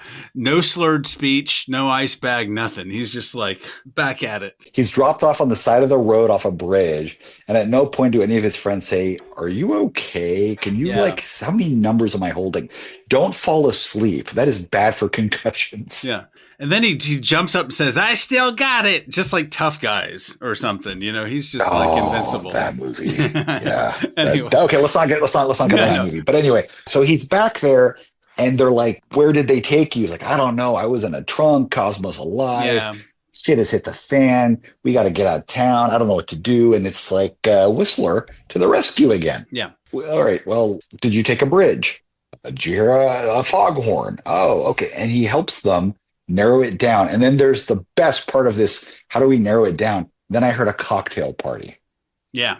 Yeah. This part was so cool and intriguing. I loved it. And funny, you brought up Soderbergh. This is just like the trunk scene and Out of Sight. Like it's lit the same way. I just realized, the lighting on Redford in his face when he's under the trunk. I mean, this scene, again, in the hands of lesser actor. Yeah. Imagine Corey Feldman trying to sell that. I mean, sorry, but this is just that role, David Strathairn playing a blind guy so well, where he's like, remind me to make you an honorary blind person. They figure out the whole route as a team, based on sounds. It's just brilliant. It's not in a cheesy way. It's something that could be. It's like a TV show sort of scene, but it's like you're right. It's sold very well, by this entire cast. And there's so many good scenes like that. This is a movie. It's a pastiche of very amazing scenes held together by this core group of guys who you just love to see in action. You love to see them solving mysteries. You love to see them like surveilling and getting information and breaking into places. I don't know. I just, and then you finally get third act here almost. You get to the end of the road here. Where was he taken? So they have to find Cosmo's office. Where is it, Joe? So it's a toy company. And these guys do, like, they show you why they're good at their job. These are not just a bunch of like ne'er-do-wells slapped together. They actually know what they're doing and they're very good at it. They set up this remote camera operation. They video the place. They're able to like figure out who's coming and who's going, nailing down whose office is next to Cosmos. And there he is, the guy who's first at the office and last to leave in his hat, Stephen Tobolowsky playing Werner Brandis in his Forerunner. And they're like, that's our guy. How do we get to that guy to get to the office where the box is? And all of that process takes a matter of minutes. That is brilliant storytelling and good editing. But there is also the passage of time in the sense of this isn't an episode of NCIS where somebody sits outside for 10 minutes like we've got all the information we need. Like they're day after day after day. Oh yeah, it's a week. Yeah. Easily days go by to get to know Werner Brandis. And I will give our director, writer, because he wrote and directed this, I'm going to give Phil Alden Robinson full credit. I do not leave my trash overnight outside. I only take it first thing in the morning because of this movie. Oh, wow. I'm not even joking. I could believe that. After this, yeah. Although this moment was in the trailer, and I always thought about it afterwards. You can learn a lot. This guy doesn't even shred his bills, which is pretty interesting to me that a guy this anal would leave that much information in his trash. Yeah, with a hard kind of patent on technology, this kind of technology that he's got there. He's like that old Phil Hartman character, the anal retentive chef, because he like folds up his garbage, though. You're right. He doesn't shred his bills. Is that some garbage you can live with? Like, now, look at that. Isn't that nice? Isn't that nice? But credit cards have all low credit limits. They're all zero balance. Yeah. But it goes back to how do you get to this guy? What's the way to make him an asset? And they scrape through his garbage. He doesn't have bad habits. Like in The Sting, right? Let's go back to a great heist movie. Yeah. How do they get to Lonigan? He plays poker and he cheats like an asshole. Yeah. And he loves the ponies. Yeah. And what's the way to get to Andy Garcia in Ocean's 11? It's through his girlfriend and through his casino. So there's always a way to pinch somebody. Right. So how do they pinch Wonder Brandis? He's a single guy, pathetically single, desperately single. He's into computer dating like a nerd. You can't see my quotes, air quotes. But I want to pause on this. Who plays Warner Brandis again? Stephen Tobolowsky. The great Ned Ryerson himself. Ned Ryerson. You remember me. Don't tell me you don't remember me. I sure as heck remember you. And Groundhog Day, of course, yes. From Dallas, Texas. Right, and we previously talked about on what episode, Jordan? The David Byrne movie. True Stories. Filmed around Dallas. True Stories. Thank you. Okay, God damn! I just lost my. Jordan got a phone a friend there, but yeah, True Stories. You're lucky that David Byrne only has one. So yeah. So check out that episode. Anyway, I was like, stop making sense. No, it's not stop making sense. Stop making sense. Shut up. No, anyway. Yeah, but he wrote True Stories. He and his wife wrote True Stories. So. And it was totally about Dallas, Texas area. Yeah. Good movie. Anyway, back to this movie. So he's into computer dating, so they set up Liz with him. We don't know how, but anyway, to go on a date Mary with McDonald. him. Can you imagine Mary McDonald going on a date with her back then? I'm sorry. Anyway. Oh, yeah. So they go out on this date. And while they're out on the date, you kind of see how, and this is a great sort of heisty type movie. So they're trying to, they understand that the sensors that are in there, that they have to trip the obstacles. There's motion sensors, right?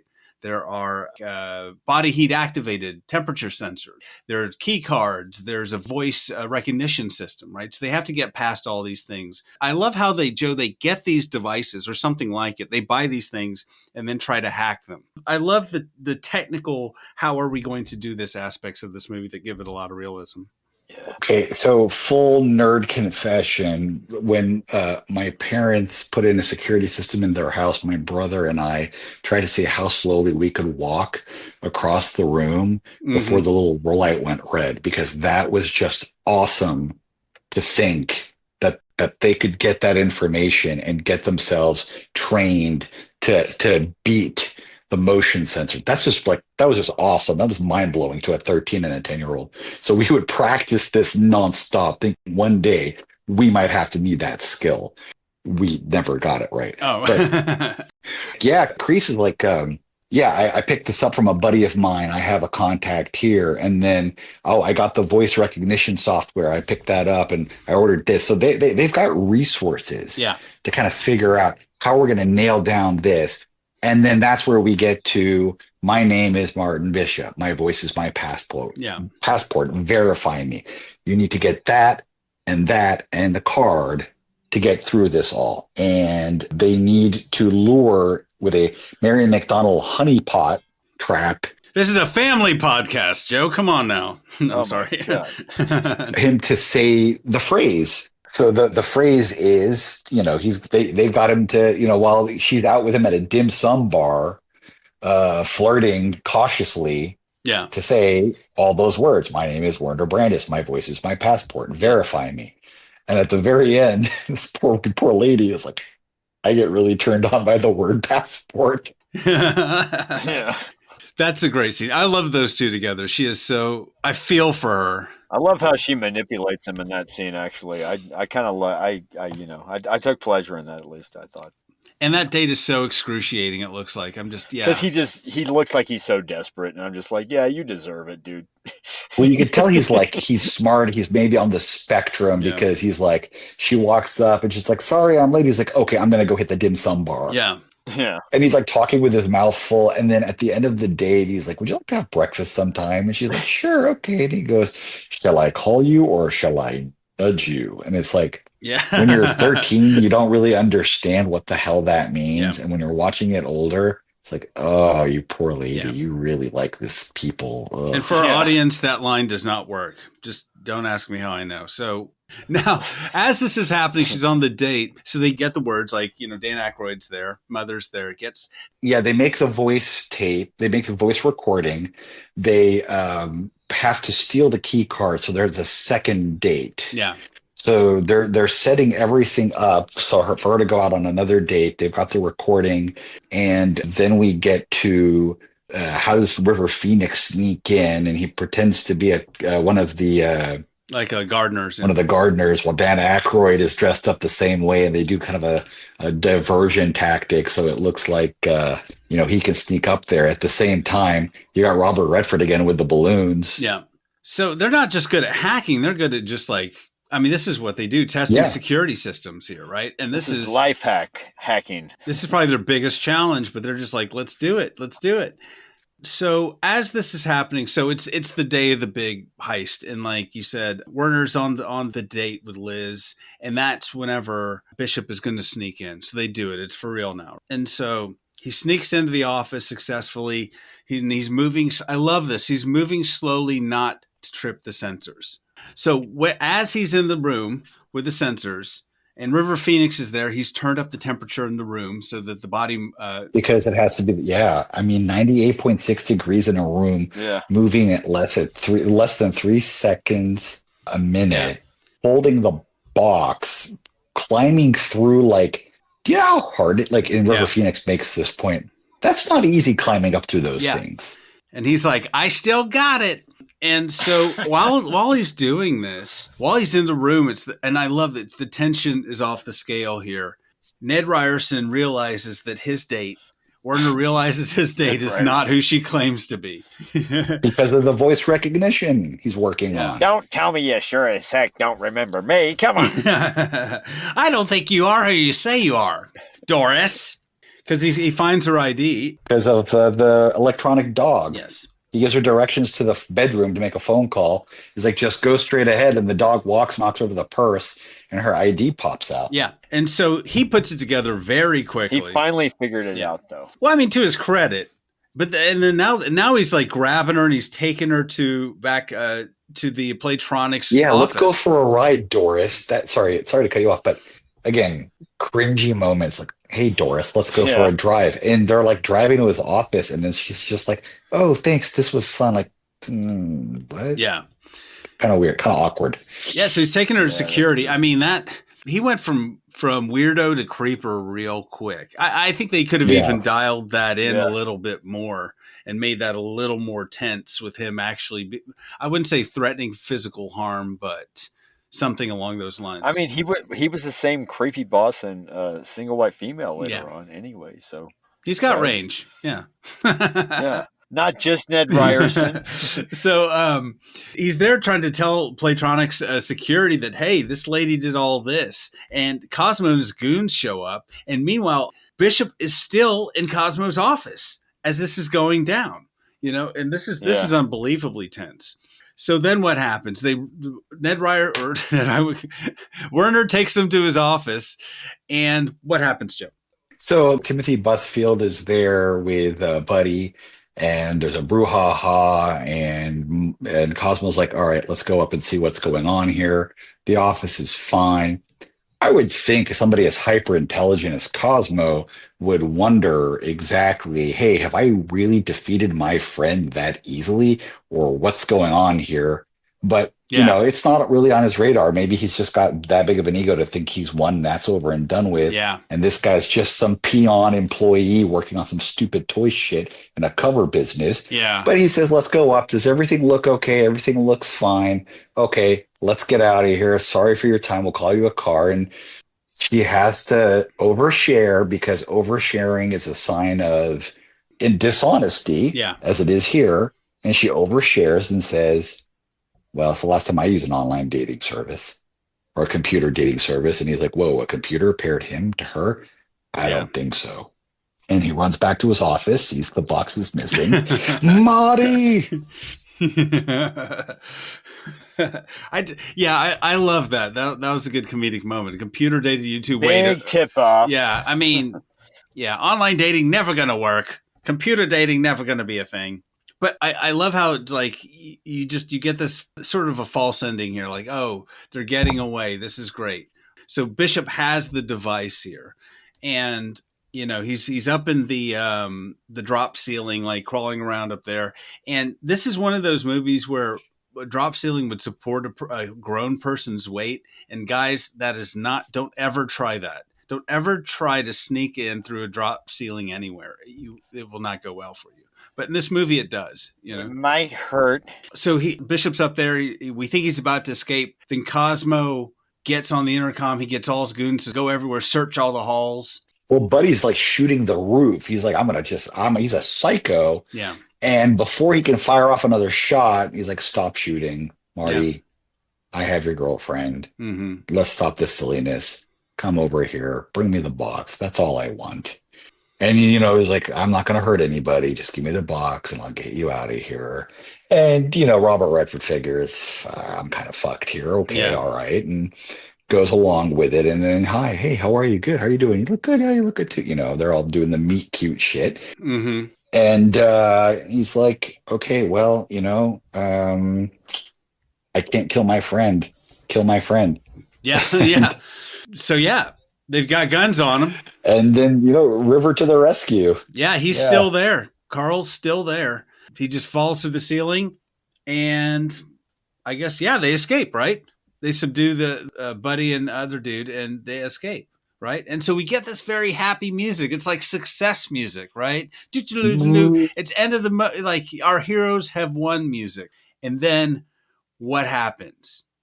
So they're on the roof, they're running away, and they're stopped because the rent-a-cops stop the van with Sidney Poitier, Dan Aykroyd, and David Strathairn. They don't know Whistler's in the back, so the other two are apprehended. Meanwhile, Cosmo's on the roof with a gun on Marty. Yeah. Because Mary McDonald and River Phoenix are down waiting for the van. Yeah. And there's this exchange of it's the climax. It's, why won't you come with me and do this? We had these plans. This is what you were talking about. And he's just like, I don't want it. I don't want any part of it. I don't want that power. I don't want that knowledge. I don't want anything to do with it.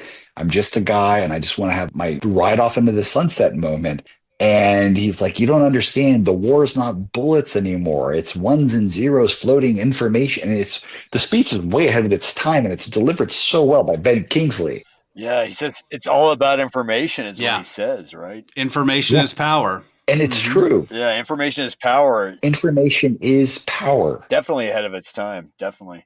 Because look at the world we live in now. I mean, this is a guy who owns, I mean, Cosmo is no different than Zuckerberg or Bezos or Elon. This is a guy who's like, it doesn't matter. Guns, boundaries. It's all about who controls the information.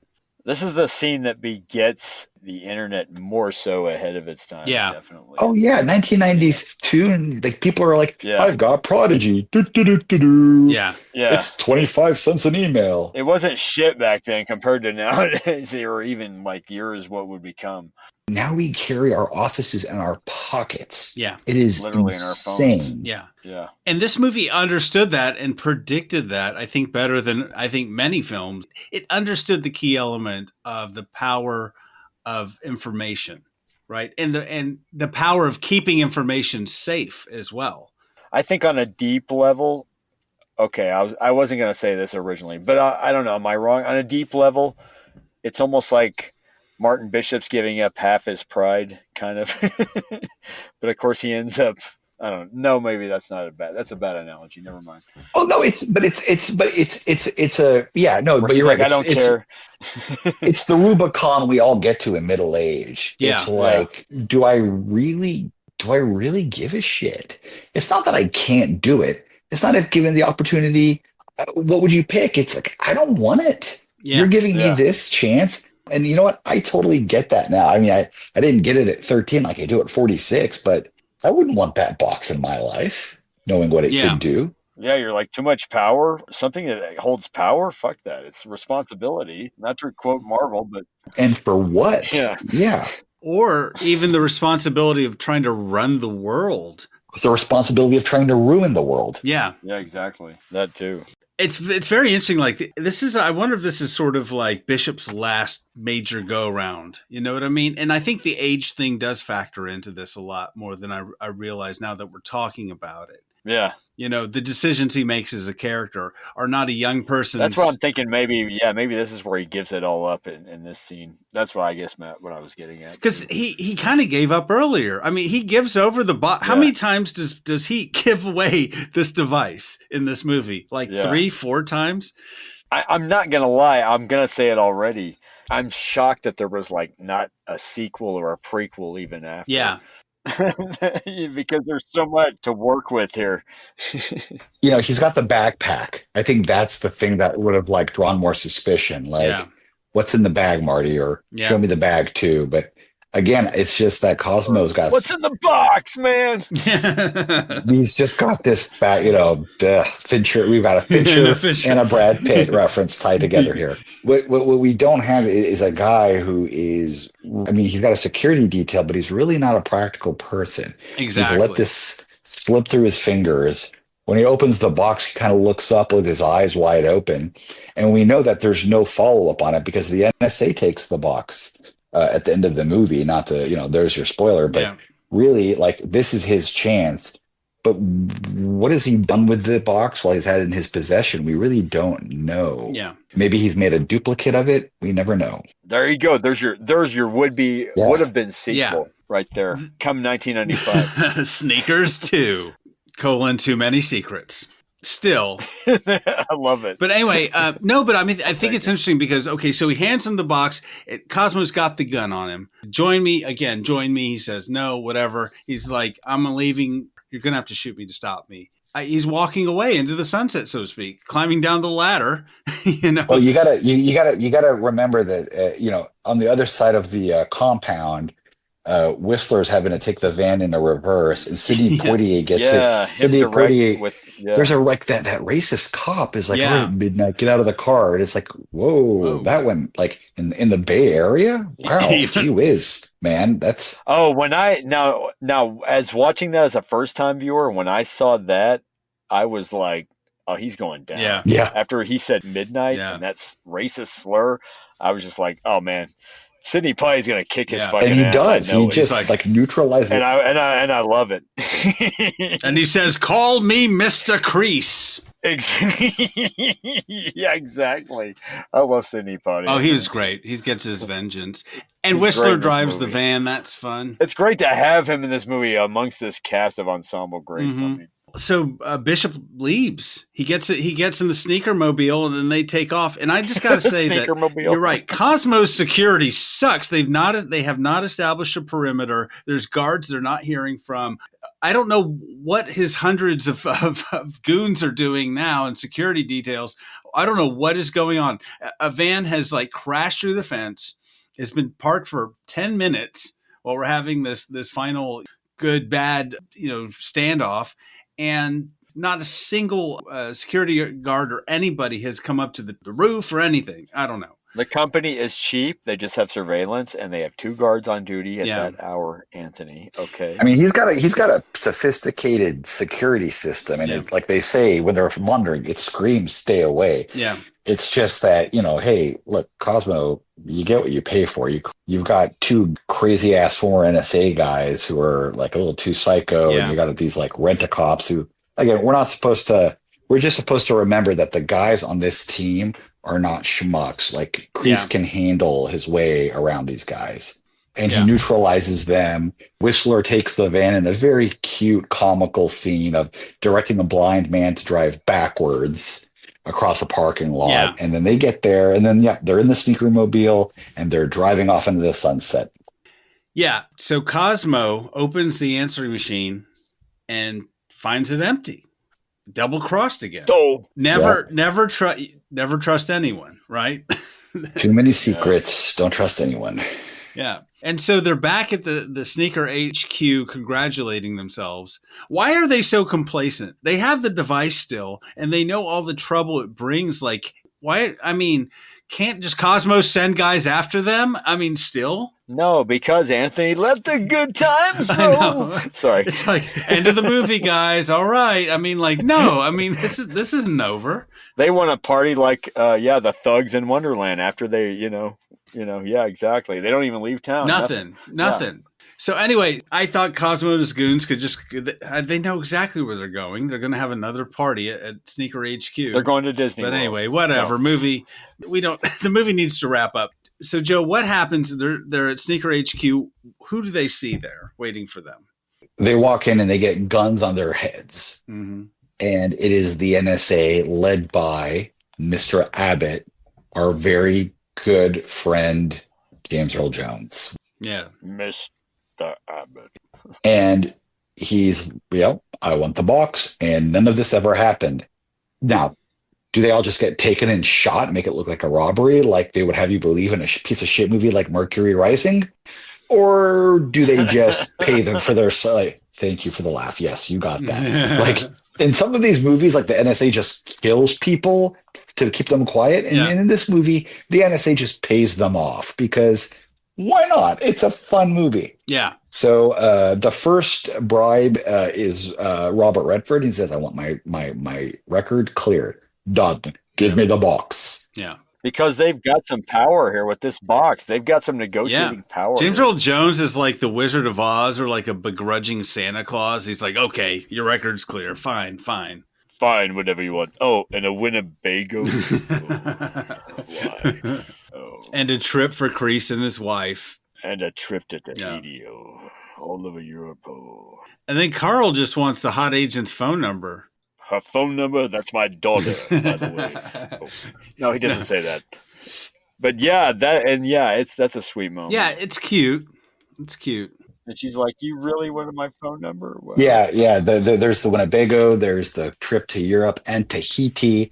Tahiti is not in Europe. Hey, look, this is not a geography lesson. The man wants to go to Tahiti. Send him to Tahiti. And then there's River Phoenix getting the phone number. And Mary McDonald's like, nah, I'm good. I don't want anything. I mean, these are delightful people. Whistler wants peace on Earth. And James Earl Jones, James Earl Jones goes, that's not what we do. Yeah. Well, I mean, Joe, is this actually the NSA? Yeah, I think that's right, because there's that scene, and we forgot to talk about that, but they want to know if they can get safe haven without the box in their possession, which is why they have to go steal the box in the first place. Yeah.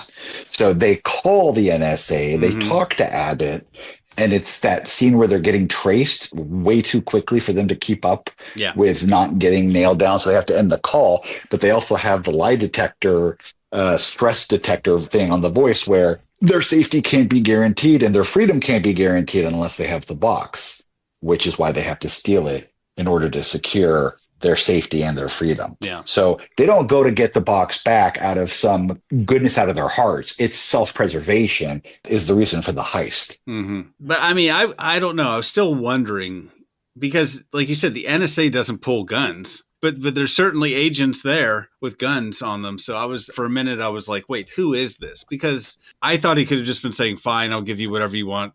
And it was just all sort of a funny, cheeky little scene. And these are some other group of criminals or whomever. I don't know. No, it's definitely the NSA because they called and they confirmed it. And James Earl Jones says, I'm Mr. Abbott. It's the same guy on the phone. And then they're like, this never happened. I don't know what you're talking about. And he goes, the box never worked. And he goes, well, that's what it is. The box never worked. Yeah. It doesn't matter. It's just that this never happened. Yeah. Because they were paying Janik to create the box in the first place. Mm-hmm. Oh. This never happened. And I think also they don't want something like this, just the legend, a rumor of something like this out there alone can cause problems, hide its existence. All right. Well, that's the movie, except for we get a final... a little wink that somehow, mysteriously, the Republican, the GOP has gone bankrupt and the Negro College Fund and Greenpeace are flush with donations. Yeah. Oh, if only. Yeah. And it's right back to like what we saw at the beginning, but on a bigger level, right? Because we saw them moving money in the beginning of the movie, like that flashback scene. Well, was that okay? So, just to be clear, was that Cosmo doing that? No, because Robert Redford holds the chip. It's like because they tell him the NSA is going to use that for very bad things, and Robert Redford's like, not without this, they're not. Oh, okay. And we saw him with that chip that was the integral thing. That was like I saw that, but he answering machine. Yeah, I didn't know the chip alone was what it was, or the device. Because but it kind of makes you wonder, like, how did he even know that was the thing to take, right? And how did they not? I mean, clearly they would understand what they had and what they didn't have. You know what I mean? Like they would be like, "Where's the chip running this?" I that's where I was a little confused. I see it like if you don't think about it, you're like, sure. But I don't know. I thought for a moment, like maybe Cosmo had a change of heart because he said, Bishop, before he leaves, he's just like, hey, man, that thing that happened, that was just a prank. We weren't trying to change the world. Like, get over it, dude, you know? And for a minute, I thought like maybe that was a little wink of like Cosmo, like going back and like having some fun. Or because what is Robert Redford's motivation to transfer those funds? Or is he just having fun? I don't know. Anyway. Because he would not care enough, right? I think they all collectively agreed that, they have that chip. Let's have a little fun with it before they disappear. I think that's the thing is it's like, what would you do with that power? Would you really walk away with it after all? Yeah. Or would you, or maybe, Whistler had fun with it, and we don't know. It's just like, these guys, these crazy kids are doing something, and the NSA goes back and takes it from them. You never know. It's just supposed to be a little wink, and then that's the end of the movie. Yeah. But it's a clean little, and I think it was poorly marketed. It was always a great, like whenever your movie wasn't there at Blockbuster on a Friday night because you got there too late. Sneakers was always one of those movies you could grab and be like, I'm going to enjoy this anytime. Well, did audiences enjoy it as much as you did, Joe? On a budget of $23 million, that's a pretty expensive movie, but not outrageous. That's low budget for Hollywood. Yeah, at the time. I think Redford took a pay cut on that one. Yeah, it made $105.2 million, so that's quite a success. I don't know why that. Yeah. Oh, it did pretty well. It did well. Yeah. Yep, it made some money despite the title. Why wasn't there a sequel and then a prequel and then another sequel? I don't know. Sneakers too, still sneaking. I don't know. I mean, it didn't get a lot of it. It was probably one of the top 10 movies of the year, I would guess. Let's see. What were the top? Critically and maybe and financially, obviously, but it didn't get a lot of awards traction. Like you would think a movie like that. No, it didn't. It did All-star cast. That surprised me when I was researching this. I was like, this must have been nominated for something.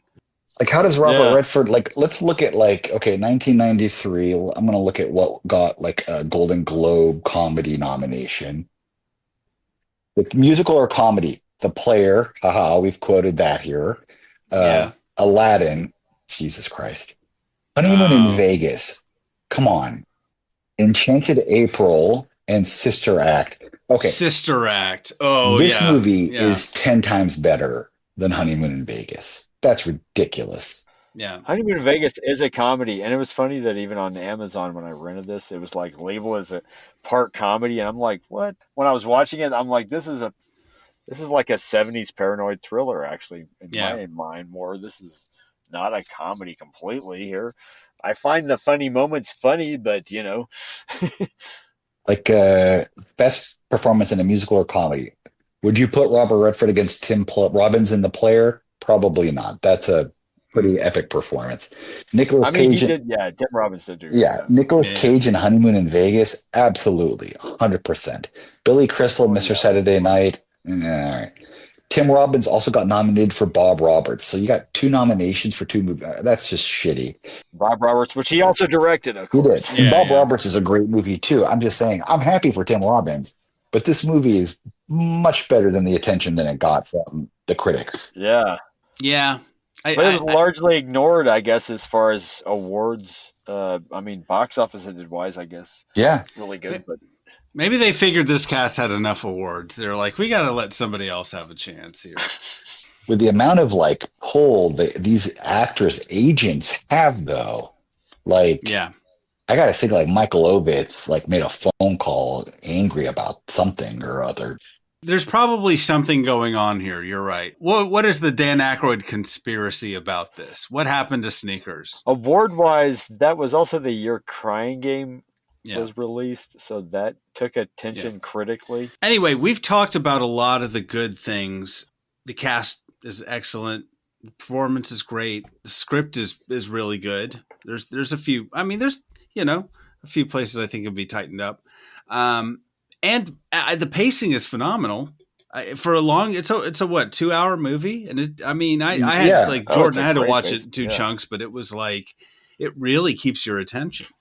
Yeah, I think it ages well. If you take most movies that were set around that time period, the phone thing, the answering machine thing, I think there's a few.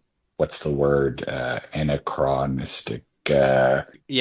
Pieces here or there. I'm probably butchering that word, but as far as movies that really kind of taught you this little lesson when you were watching it then that stuck with, I thought it was pretty neat. I don't leave my trash out overnight. I really don't because of this movie. I won't now. And it's accessible. It's steered away from being too talky and too dense for the audience. And just kind of, it explains things well enough. But it's also a smart movie at the same time. So that's a hard thing to balance. It's a fun, smart tech heist movie. That's right. But it's not The Conversation. It's not really dark and heavy and, oh my God, they killed the Russian consulate and they framed him for murder. By the end of the movie, you forget that Gregor was murdered, right? You're yeah. Okay. Well, if Sneakers was made in 1975, it would have been a much, much darker film. I promise. Yeah, if you had put this movie in the hands of Coppola or Friedkin, oh my God. Yeah. There would have been a 10-hour... Whistler would have been killed. Yeah, a 10-hour chase scene while Robert Redford's in the trunk. But on the other hand, it's not... What's the follow-up to The Conversation? Oh, Enemy of the State. Yeah, it's not like Michael Bay garbage that came out 2 years later where everything is edited in 3-second splices and the audience is treated like Neanderthals that can't figure out what it makes you enjoy going for a ride. And I don't think movies are made that way anymore. Quite frankly, we talked about David Fincher. Okay, and briefly before we get in way too nerdy, the director of this movie also did Field of Dreams, which is always relevant, wonderful, timeless classic. This was his follow-up film.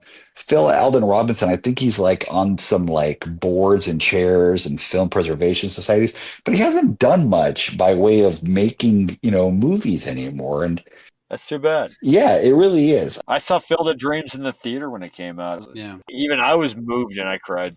Yeah, look, Field of Dreams, I'm waiting for James Earl Jones was also in that movie. Yeah. Yeah. As well as Timothy Busfield, of course. But you get The Sum of All Fears, which is one of the worst Jack Ryan.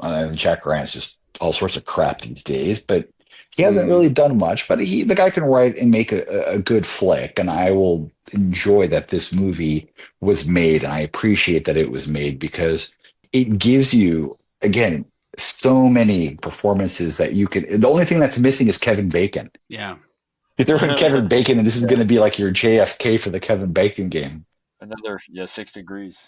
Wow, as a writer, he also wrote Rhinestone, that Sylvester Stallone movie, All of Me, and Ghost Dad. Wow. Rhinestone has not been erased from history yet, are you? I would never have guessed those were all written by the same person. Sylvester Stallone? Yeah, wow. Like, what did I see in the week? I saw Anora, the one that won the Palme d'Or last week. And, man, you just can't watch a movie without there having to be this huge, major, like, way too serious, sucks the life out of, like, it's a vacuum. It's like, can we just like go back to adult movies that are just kind of fun to watch? Yeah. Like, I don't want to like watch Parasite every week when I'm hungover. Yeah. Bring the fun back to adult movies. That's Joe's demand. Hollywood, if you're listening. And by adult movies, I don't mean, let's just saying this is a family podcast. When you say adult movies, what are you really talking about? Yeah. I was about to say. Join us for Robot Sigma Podcast After Hours, where we'll find out what Joe really meant. the Red Shoe Diaries. We'll talk about adult movies. Emmanuel in Bangkok. But if this movie had any flaws, Joe, is there anything that could be improved on? As great a movie as it is. Yeah, I mean, we've pointed out that there are some structural MacGuffins. There are some parts of the movie that, like, again, why is he taking the gun with him? He never takes the gun with him anywhere, but you need it for this purpose and for that purpose. You need to, like, the story is a little too tight at times. Yeah. A little too convenient, yeah. Yeah, you could have spent a little more time exploring Mary McDonald's chemistry with Robert Redford. They have some really cute scenes together, but she was underutilized. I wouldn't say underwritten, but yeah, underutilized is definitely it. I wanted to see more of her. I really want to see more of him and Cosmo. We get a couple very tense and pregnant scenes with them, but I wanted to see a little bit more somewhere. I didn't want to add runtime, but I mean, it's always a good thing to want to see more. I don't think Cosmo's dumb enough to not check the bag at the end on the roof. There are some shortcuts, but again, the way Robinson tells the story was there was a much longer version of this script that they subtracted a lot from to get it to a good movie for these, it was there was a lot more to it until Redford came in and they're like, all right, we just got to make this a fun movie for these older guys. Yeah. It's a little light it's fun to watch, and I think it's very interesting, but it's, they don't go to the imitation game level of what exactly are you deciphering and how are you doing it? We're just supposed to trust them and appreciate really that these performances are there all together. Like, you got Poitier and Redford in a movie together. Wow. All right, guys, what kind of ratings, real quick, to wrap this up, do you give this film? Joe? Out of 10. Are we doing answering machines or whatever you want? Yeah. No, I give this movie about an 8, 7 or an 8. Oh, right. Jordan? I give this actually 8 out of 10. No, more like 9 out of 10, because I was surprised at how clever the script was, nevertheless, with this movie, because I'd never seen it before. And honestly, just even watching it in 2 halves, 9 out of 10 illegal wiretappings. Yeah. Wow, that's good. Hey, I wish Jordan was on the Academy back then. Yeah, I agree. It should have been an award heavy, like more critically acclaimed, an award heavy than it was. I think it should have had like a sequel. I mean, this is like the best kind of Marvel movie that wasn't ever Marvel, or didn't have a sequel or franchise to it, I wish there were some sequels or prequels or something. I mean, this is a fun what universe. What else can this gang get into? Come on, let's throw these people in another situation. Come on. It's a fun, well-drawn universe. Yeah, they could have. Let's have them rob Taj Mahal. Yeah, sneakers, European vacation, whatever. Sneakers 2 Lost in New York. This did not need it. No, we don't need to go Ocean's 12 on this. Yeah. Oh, come on. Come man. on. Joe. It's a formula, Joe. We got to stick to it. Could you imagine? Popcorn isn't steak here, Joe. Sneakers in Monte Carlo. Love it. I love it. Yes. Let's like see them rob a casino, that kind of thing. I mean, Now You See Me. That was another Sneakers movie, like pretty much. Yeah. That movie. That was terrible. I didn't like any of those movies, but I'm telling you, there's like this is better compared to that one. We have Robert Redford and Sidney Poitier in this movie, and River Phoenix, and Ben Kingsley, and River Phoenix, and Dan Aykroyd playing a conspiracy buff. My God. Now that was acting. Why didn't Dan Aykroyd even get a supporting actor nomination again in this movie? And no nominations? Ben Kingsley's in this movie. Come on. No nominations? Like, look, Talented Mr. Ripley. That's a pretty movie, right? Yeah. Like, even Philip Seymour Hoffman looks pretty in that movie. You mean actor-wise? Yeah. I mean, yeah, like he's just like everyone in that movie is glowing, young, and pretty. We have half older pretty and then half younger pretty in Sneakers, literally. But like, I'm just talking about there's like that kind of pretty, and then you go like again, Ocean's 11, like, oh my God, just get over yourselves. Yeah, I think Sneakers is as good as the original Ocean's 11, like on a script and movie wise. I will say. Yeah. It's another Ocean's 11 movie. It is. It's a great. I mean, look. Check it out, folks. Look at the Italian Job. Look at you take all these great heist movies and how fun they were. Yeah. And you don't like even The Sting doesn't take itself so seriously. Yeah. I think that's where this movie belongs in a genre, is the heist genre. Yeah, it's a heist movie. Not really. Absolutely. If you look at it on Amazon, it's not categorized that way specifically, but I'm just saying, I agree. This is heist movie genre, even in Dog Day Afternoon vein, whether you like it or not. Yeah, I could have actually used a Anthony, little bit. what rating do you give it? I'm sorry. Thank you. I could have actually used with a little bit more of the espionage aspect. That part intrigued me. Yeah, I agree. It's just sort of a part of the movie. I wouldn't say it's really a red herring here, but it is.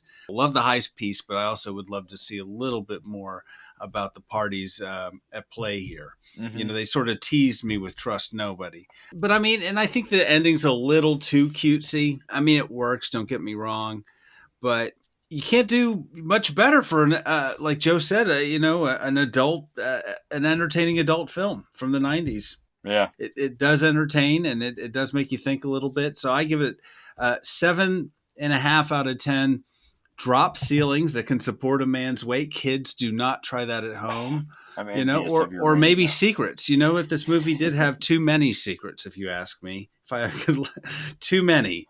Retitled. C-Tech Astronomy. So maybe National Treasure is the sequels to this movie, and National Treasure 2 Book of Secrets. I know. Sneakers 2 Book of Secrets. All right, anyway. Thanks, Joe. Once again, you brought us a fantastic film. We had a great discussion. Folks, I know we've spoiled the heck out of this movie. Thank you, Joe. Welcome back, Joe. Welcome back. But yeah, check out Sneakers. It's a lot of fun. Yeah, and if you enjoyed this, check out our other episodes, including the 2 prior episodes that Joe was on that we mentioned earlier. And if you like this podcast, tell your friends, tell your kids, tell your wife, tell strangers on the street. Go out to that surveillance van that's in front of your house, knock on the window, and tell them that you listen to this podcast. And so anyway, like, subscribe, all that stuff, hit the good buttons. And thanks again, Joe. This has been another fun discussion. We appreciate it. Thanks, guys. I always enjoy it, and hope everyone enjoys it too. Yeah. See you on the next one. Yeah, see you on the next one. All right, Jordan, this has been The Robots Took My Podcast. By the way, this podcast was never here.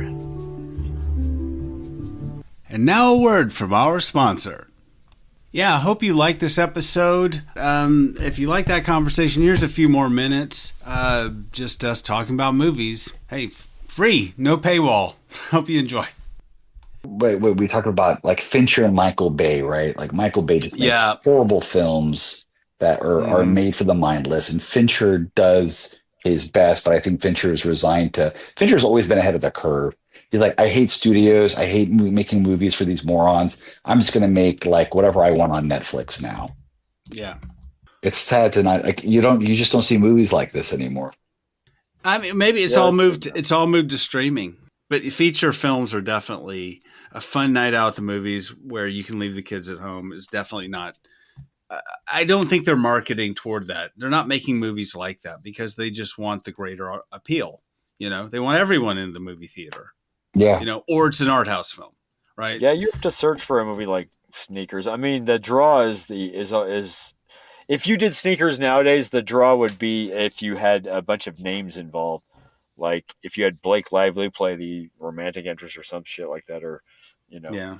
And then you had another old actor But you like saw George like Clooney play the Robert Redford role. but I'll give you an example. Speaking of like Clooney and Pitt, I watched Wolves a couple of weeks ago. That was an example of a fun movie for adults to watch that didn't take itself too seriously. Wolves it wasn't perfect, but it was fun. And then I find out like the director isn't going to make a sequel anymore because Apple screwed him over on sending it straight to streaming and stabbed him in the back. It was this whole thing that I read like a week later, like, oh yeah, they're going to make a sequel. That'll be fun. And then it's like, no, I'm not going to do it because Apple sucks because they screw everybody over. Look at what Scarlett Johansson had to go through with Disney. Like you screwed over the premiere of my movie in a theater run because you make money on streaming. And look at what Warner Brothers did with Coyote v. Acme. Like apparently like Will Forte and all these guys made a great movie that's really funny. And the head of Warner Brothers is like, no, I think it's just we make more money if we just trash it and we'll take the tax write-off. And it's actually apparently a really funny movie. Like these assholes are ruining the film going experience and cinema. That's a long list. I mean, hell, they Warner also shelved the Batgirl movie without us getting to look at it. I was about to say the Batgirl film. And instead we got The Flash. Yeah, The Flash. I know with that Ezra Miller. He's a Shonda. I don't know. He's like, you want to talk about guy. That's another people podcast. with issues. Anyway, that's Ezra Miller. Take a movie like Sneakers. I would say Wolves would fit in that category. It's fun. It's funny. It's got a nice ending. It's light. I'm bitching and moaning here for 15 minutes, like Clint Eastwood with his mug. And I'm like, they do make a movie. And you brought up a great point. Well, it's all gone to streaming. I'm like, well, yeah, but you can't market shit on streaming. Yeah, that's true. They don't make movies anymore. You understand? Get off my lawn. Well, at least we have Sneakers. We got to go all the way back to 1992 for good adult entertainment. The 90s was like another 70s period in cinema where you had Harvey Weinstein and he was sinning left and right. And I don't mean just sinning left and right like in religious terms. I mean sinning, of course.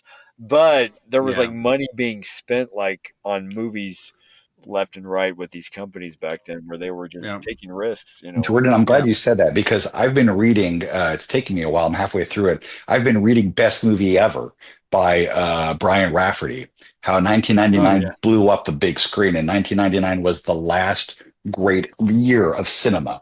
And interesting. It is a great read. I highly recommend it to your listeners. There's a great story about Fincher and Brad Pitt at the very beginning that I won't bore you with, but it talks about Blair Witch Project, Following, Go, Run Lola Run, Office Space, The Matrix, Varsity Blues, She's All That, Cruel Intentions, American Pie. I mean, the list of movies in that year.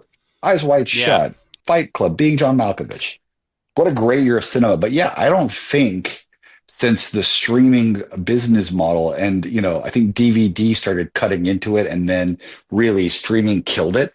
The business model for cinema has made creativity.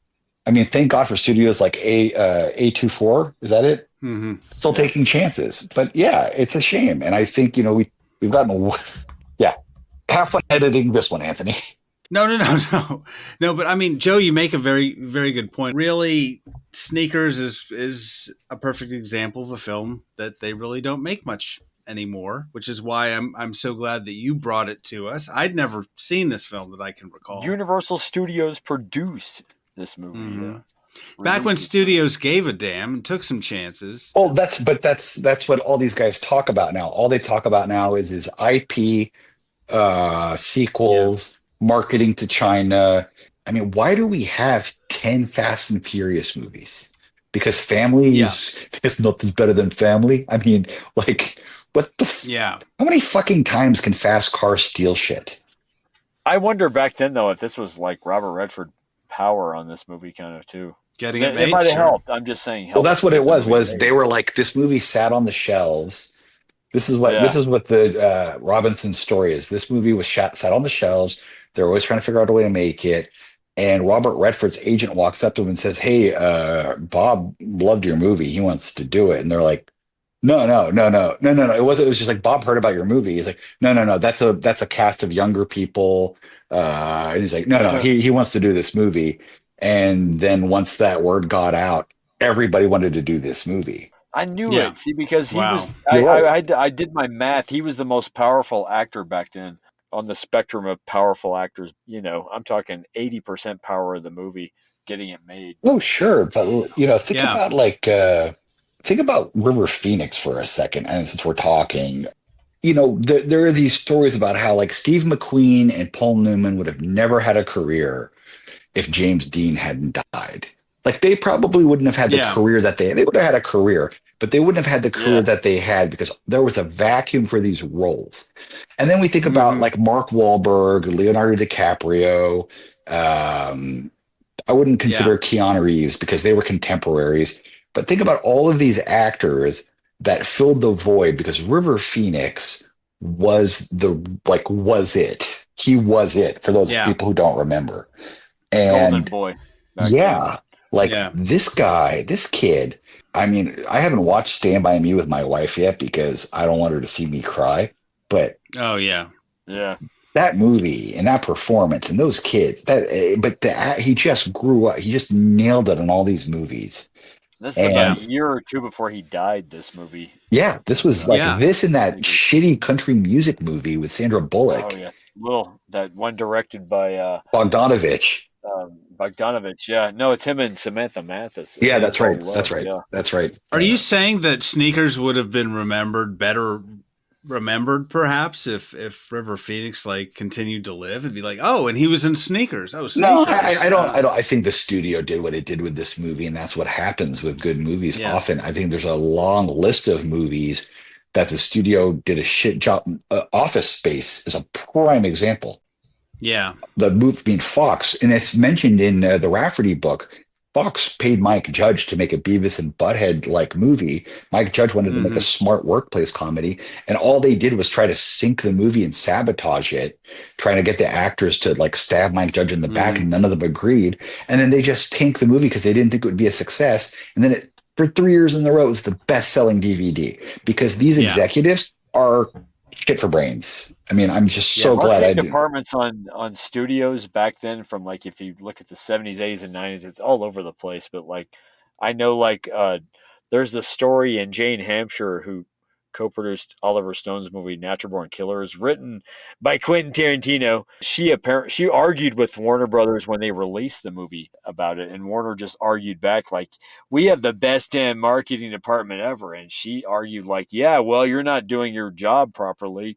Really, it doesn't take but this and this and this to get it out there. That's phenomenal. Now, the other movie, like, since we're talking about the 90s, but the other movie that I think is exceptionally directed and exceptionally acted, and exceptional storytelling that got some attention was Quiz Show, which was directed by Robert Redford. About the 50s cheating scandal and the quiz shows. I think Paul Scofield got I don't know who exactly got nominations in that movie, but that's another example of this, like, nobody talks about Quiz Show anymore. Yeah. Do they? You don't hear people like mentioning like that is an excellent film or that's on a top 5 list. But I assure you, if either of you ever take the time to go back and watch Quiz Show, you're going to see one of the most perfect movies ever. Like, Ray Fiennes is glowing. Rob Morrow. I saw that in the theater actually when it well, I mean, what did you think? I mean, you see what I'm talking about. What did you think? No, it was a great movie. My dad made me go see it. I wanted to go see Ed Wood, of course, but he made me go see it. But no, it was great. I think I mentioned it on the last podcast. I don't remember if it made it in the edit or not yet, but in relation to what we were talking about, actually. Because we were talking about Woman of the Hour. But A Woman of the Hour, yeah. And The River Runs Through It. That's another one. Yeah, he directed that another one Redford. as well. That's a great film. But I mean, Joe, you've whetted my appetite for going back and revisiting some of these '90s movies. That That's another 1992 film, by the way. Same year. And I know that at the Oscars it won Best Cinematography, but Redford didn't get much attention for it. I don't know why.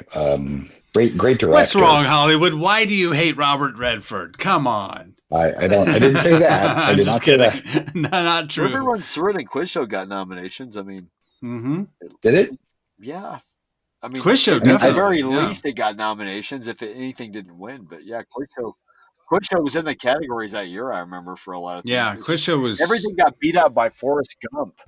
That was the Forrest Gump year. Oh, okay, no, you're right. You're right. You know what? I take it back. Quiz Show got Best Director, Best Picture, Best Supporting Actor, Best Screenplay.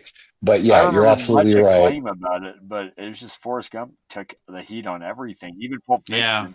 Yeah. Wow. Now look at that. Best. So you're right. I stand corrected.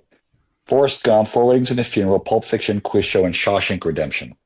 Ooh, that's a tough year. Shawshank didn't even do that well at the box office, but yeah, but award-wise, damn, it was like in every category as well. It's just I don't know why it's just not anyone. Remember 2 was like pretty, I mean, award heavy for that matter too, but it once again it was like caught up in another different kind of sweep. All trailers, clips, music, or any other copyrighted material are used sparingly, edited from their original forms, and used for the purposes of criticism, discussion, commentary, and education about these fine films.